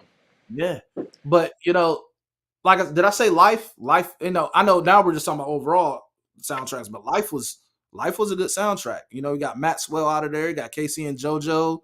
That Life soundtrack was pretty good. Well, I'm looking at the Get Rich or Die Trying soundtrack, man. They did their thing on this. You had Hustle's Ambition, What If, 50 Cent. Things Change, 50 Cent, Spider Lloyd Banks. You already know 50 Cent, Lloyd Banks. Did Mobb Deep have a joint on there? I think was Out of Control on here. Oh no, Mobb Deep had Have a Party with Nate Dogg. Yeah, Out of Control was on the Massacre, the remix, the Out of Control remix. That remix is, man, Dr. Dre's production on there, man. That shit is stellar, in my opinion. Yeah. All right, well, I think we covered everything. I mean, we briefly spoke about West Side's album. I mean, it was just a lot to cover today, man. We talked Big Three, and where hip hop needs to go, and the sound being stagnant, and I guess why. But I think this is the perfect time for somebody to step up and really take this game to a whole nother level. Yeah, definitely. It's time. I mean, but us as fans, we got to embrace new sounds and new ways of doing things as well. I got the answer, Mike. What's that? Soundtrack. According to hip hop, we should do that. We should be the first podcast with a soundtrack. We need a soundtrack. I'll bring it back. We need Mad Max for an interlude, man. I like Mad Max. We need Mad Max for an interlude. Oh yeah. Mad Max is gonna be like the mad rapper or whatever, talking this shit. We gotta get him for an interlude or something. Yeah, I think that's a great idea. If y'all see another podcast out there, try to have a soundtrack, you know where they got the idea from. But yeah. We need to go out there and let's get a soundtrack, man. Submit your music to info@accordingtohiphop.com. We're gonna see what we can do here. We'll put together a soundtrack, and it might masquerade as a playlist, if you will, but we need to put that together. I'm with Volume 1, Volume 2, whatever. Yeah, let's do this. We're gonna put together like a combination. something, man. According to hip hop, Yeah, let's give ourselves a date on that too. We're gonna release it in March. If y'all got music out there, you know what I'm saying, let us know what you think should be on the According to Hip Hop soundtrack. And if we do it as a playlist, we can kind of pull from other shits too. But I want to kind of get some of the newer cats where it's like, people hadn't really heard their music in that way. Yeah, that'd be dope. Great do it idea. as let's start it. Yeah, let's do it as a playlist. We'll take some dope stuff and put on a playlist, and we'll see what rock like that. We can go from there, man. But I think we can do it. This is According to Hip Hop. Take the best music of of 2025. I guess we'll keep it in this time frame or whatnot. Whether it's stuff that people ain't really heard like that, and just compilation it up. Yeah, because now's the time to do it. Yeah, and shout out to if everybody talking about bad music, whatever. I don't care. Send the good music. Let's do this. This is a way to highlight it. Let's talk about it. I'll probably throw one of my joints in there that I ain't really releasing nothing like that. We'll do it. Let's do it. Yeah, I got some unreleased stuff too. But I want to y'all submit the joint. info@accordingtohiphop.com. Submit your music so we can play it. Yeah, there it is. Submit the music. Yep. Shout out to Leroy in the room. Shout out to you guys viewing, liking, and subscribing. Keep it going. Share it with everybody. Have everybody tap in, man. We appreciate it. Yeah, and if you know somebody that got some great music that needs to, get some light, man, send that over. We're gonna put this soundtrack together. 15 songs.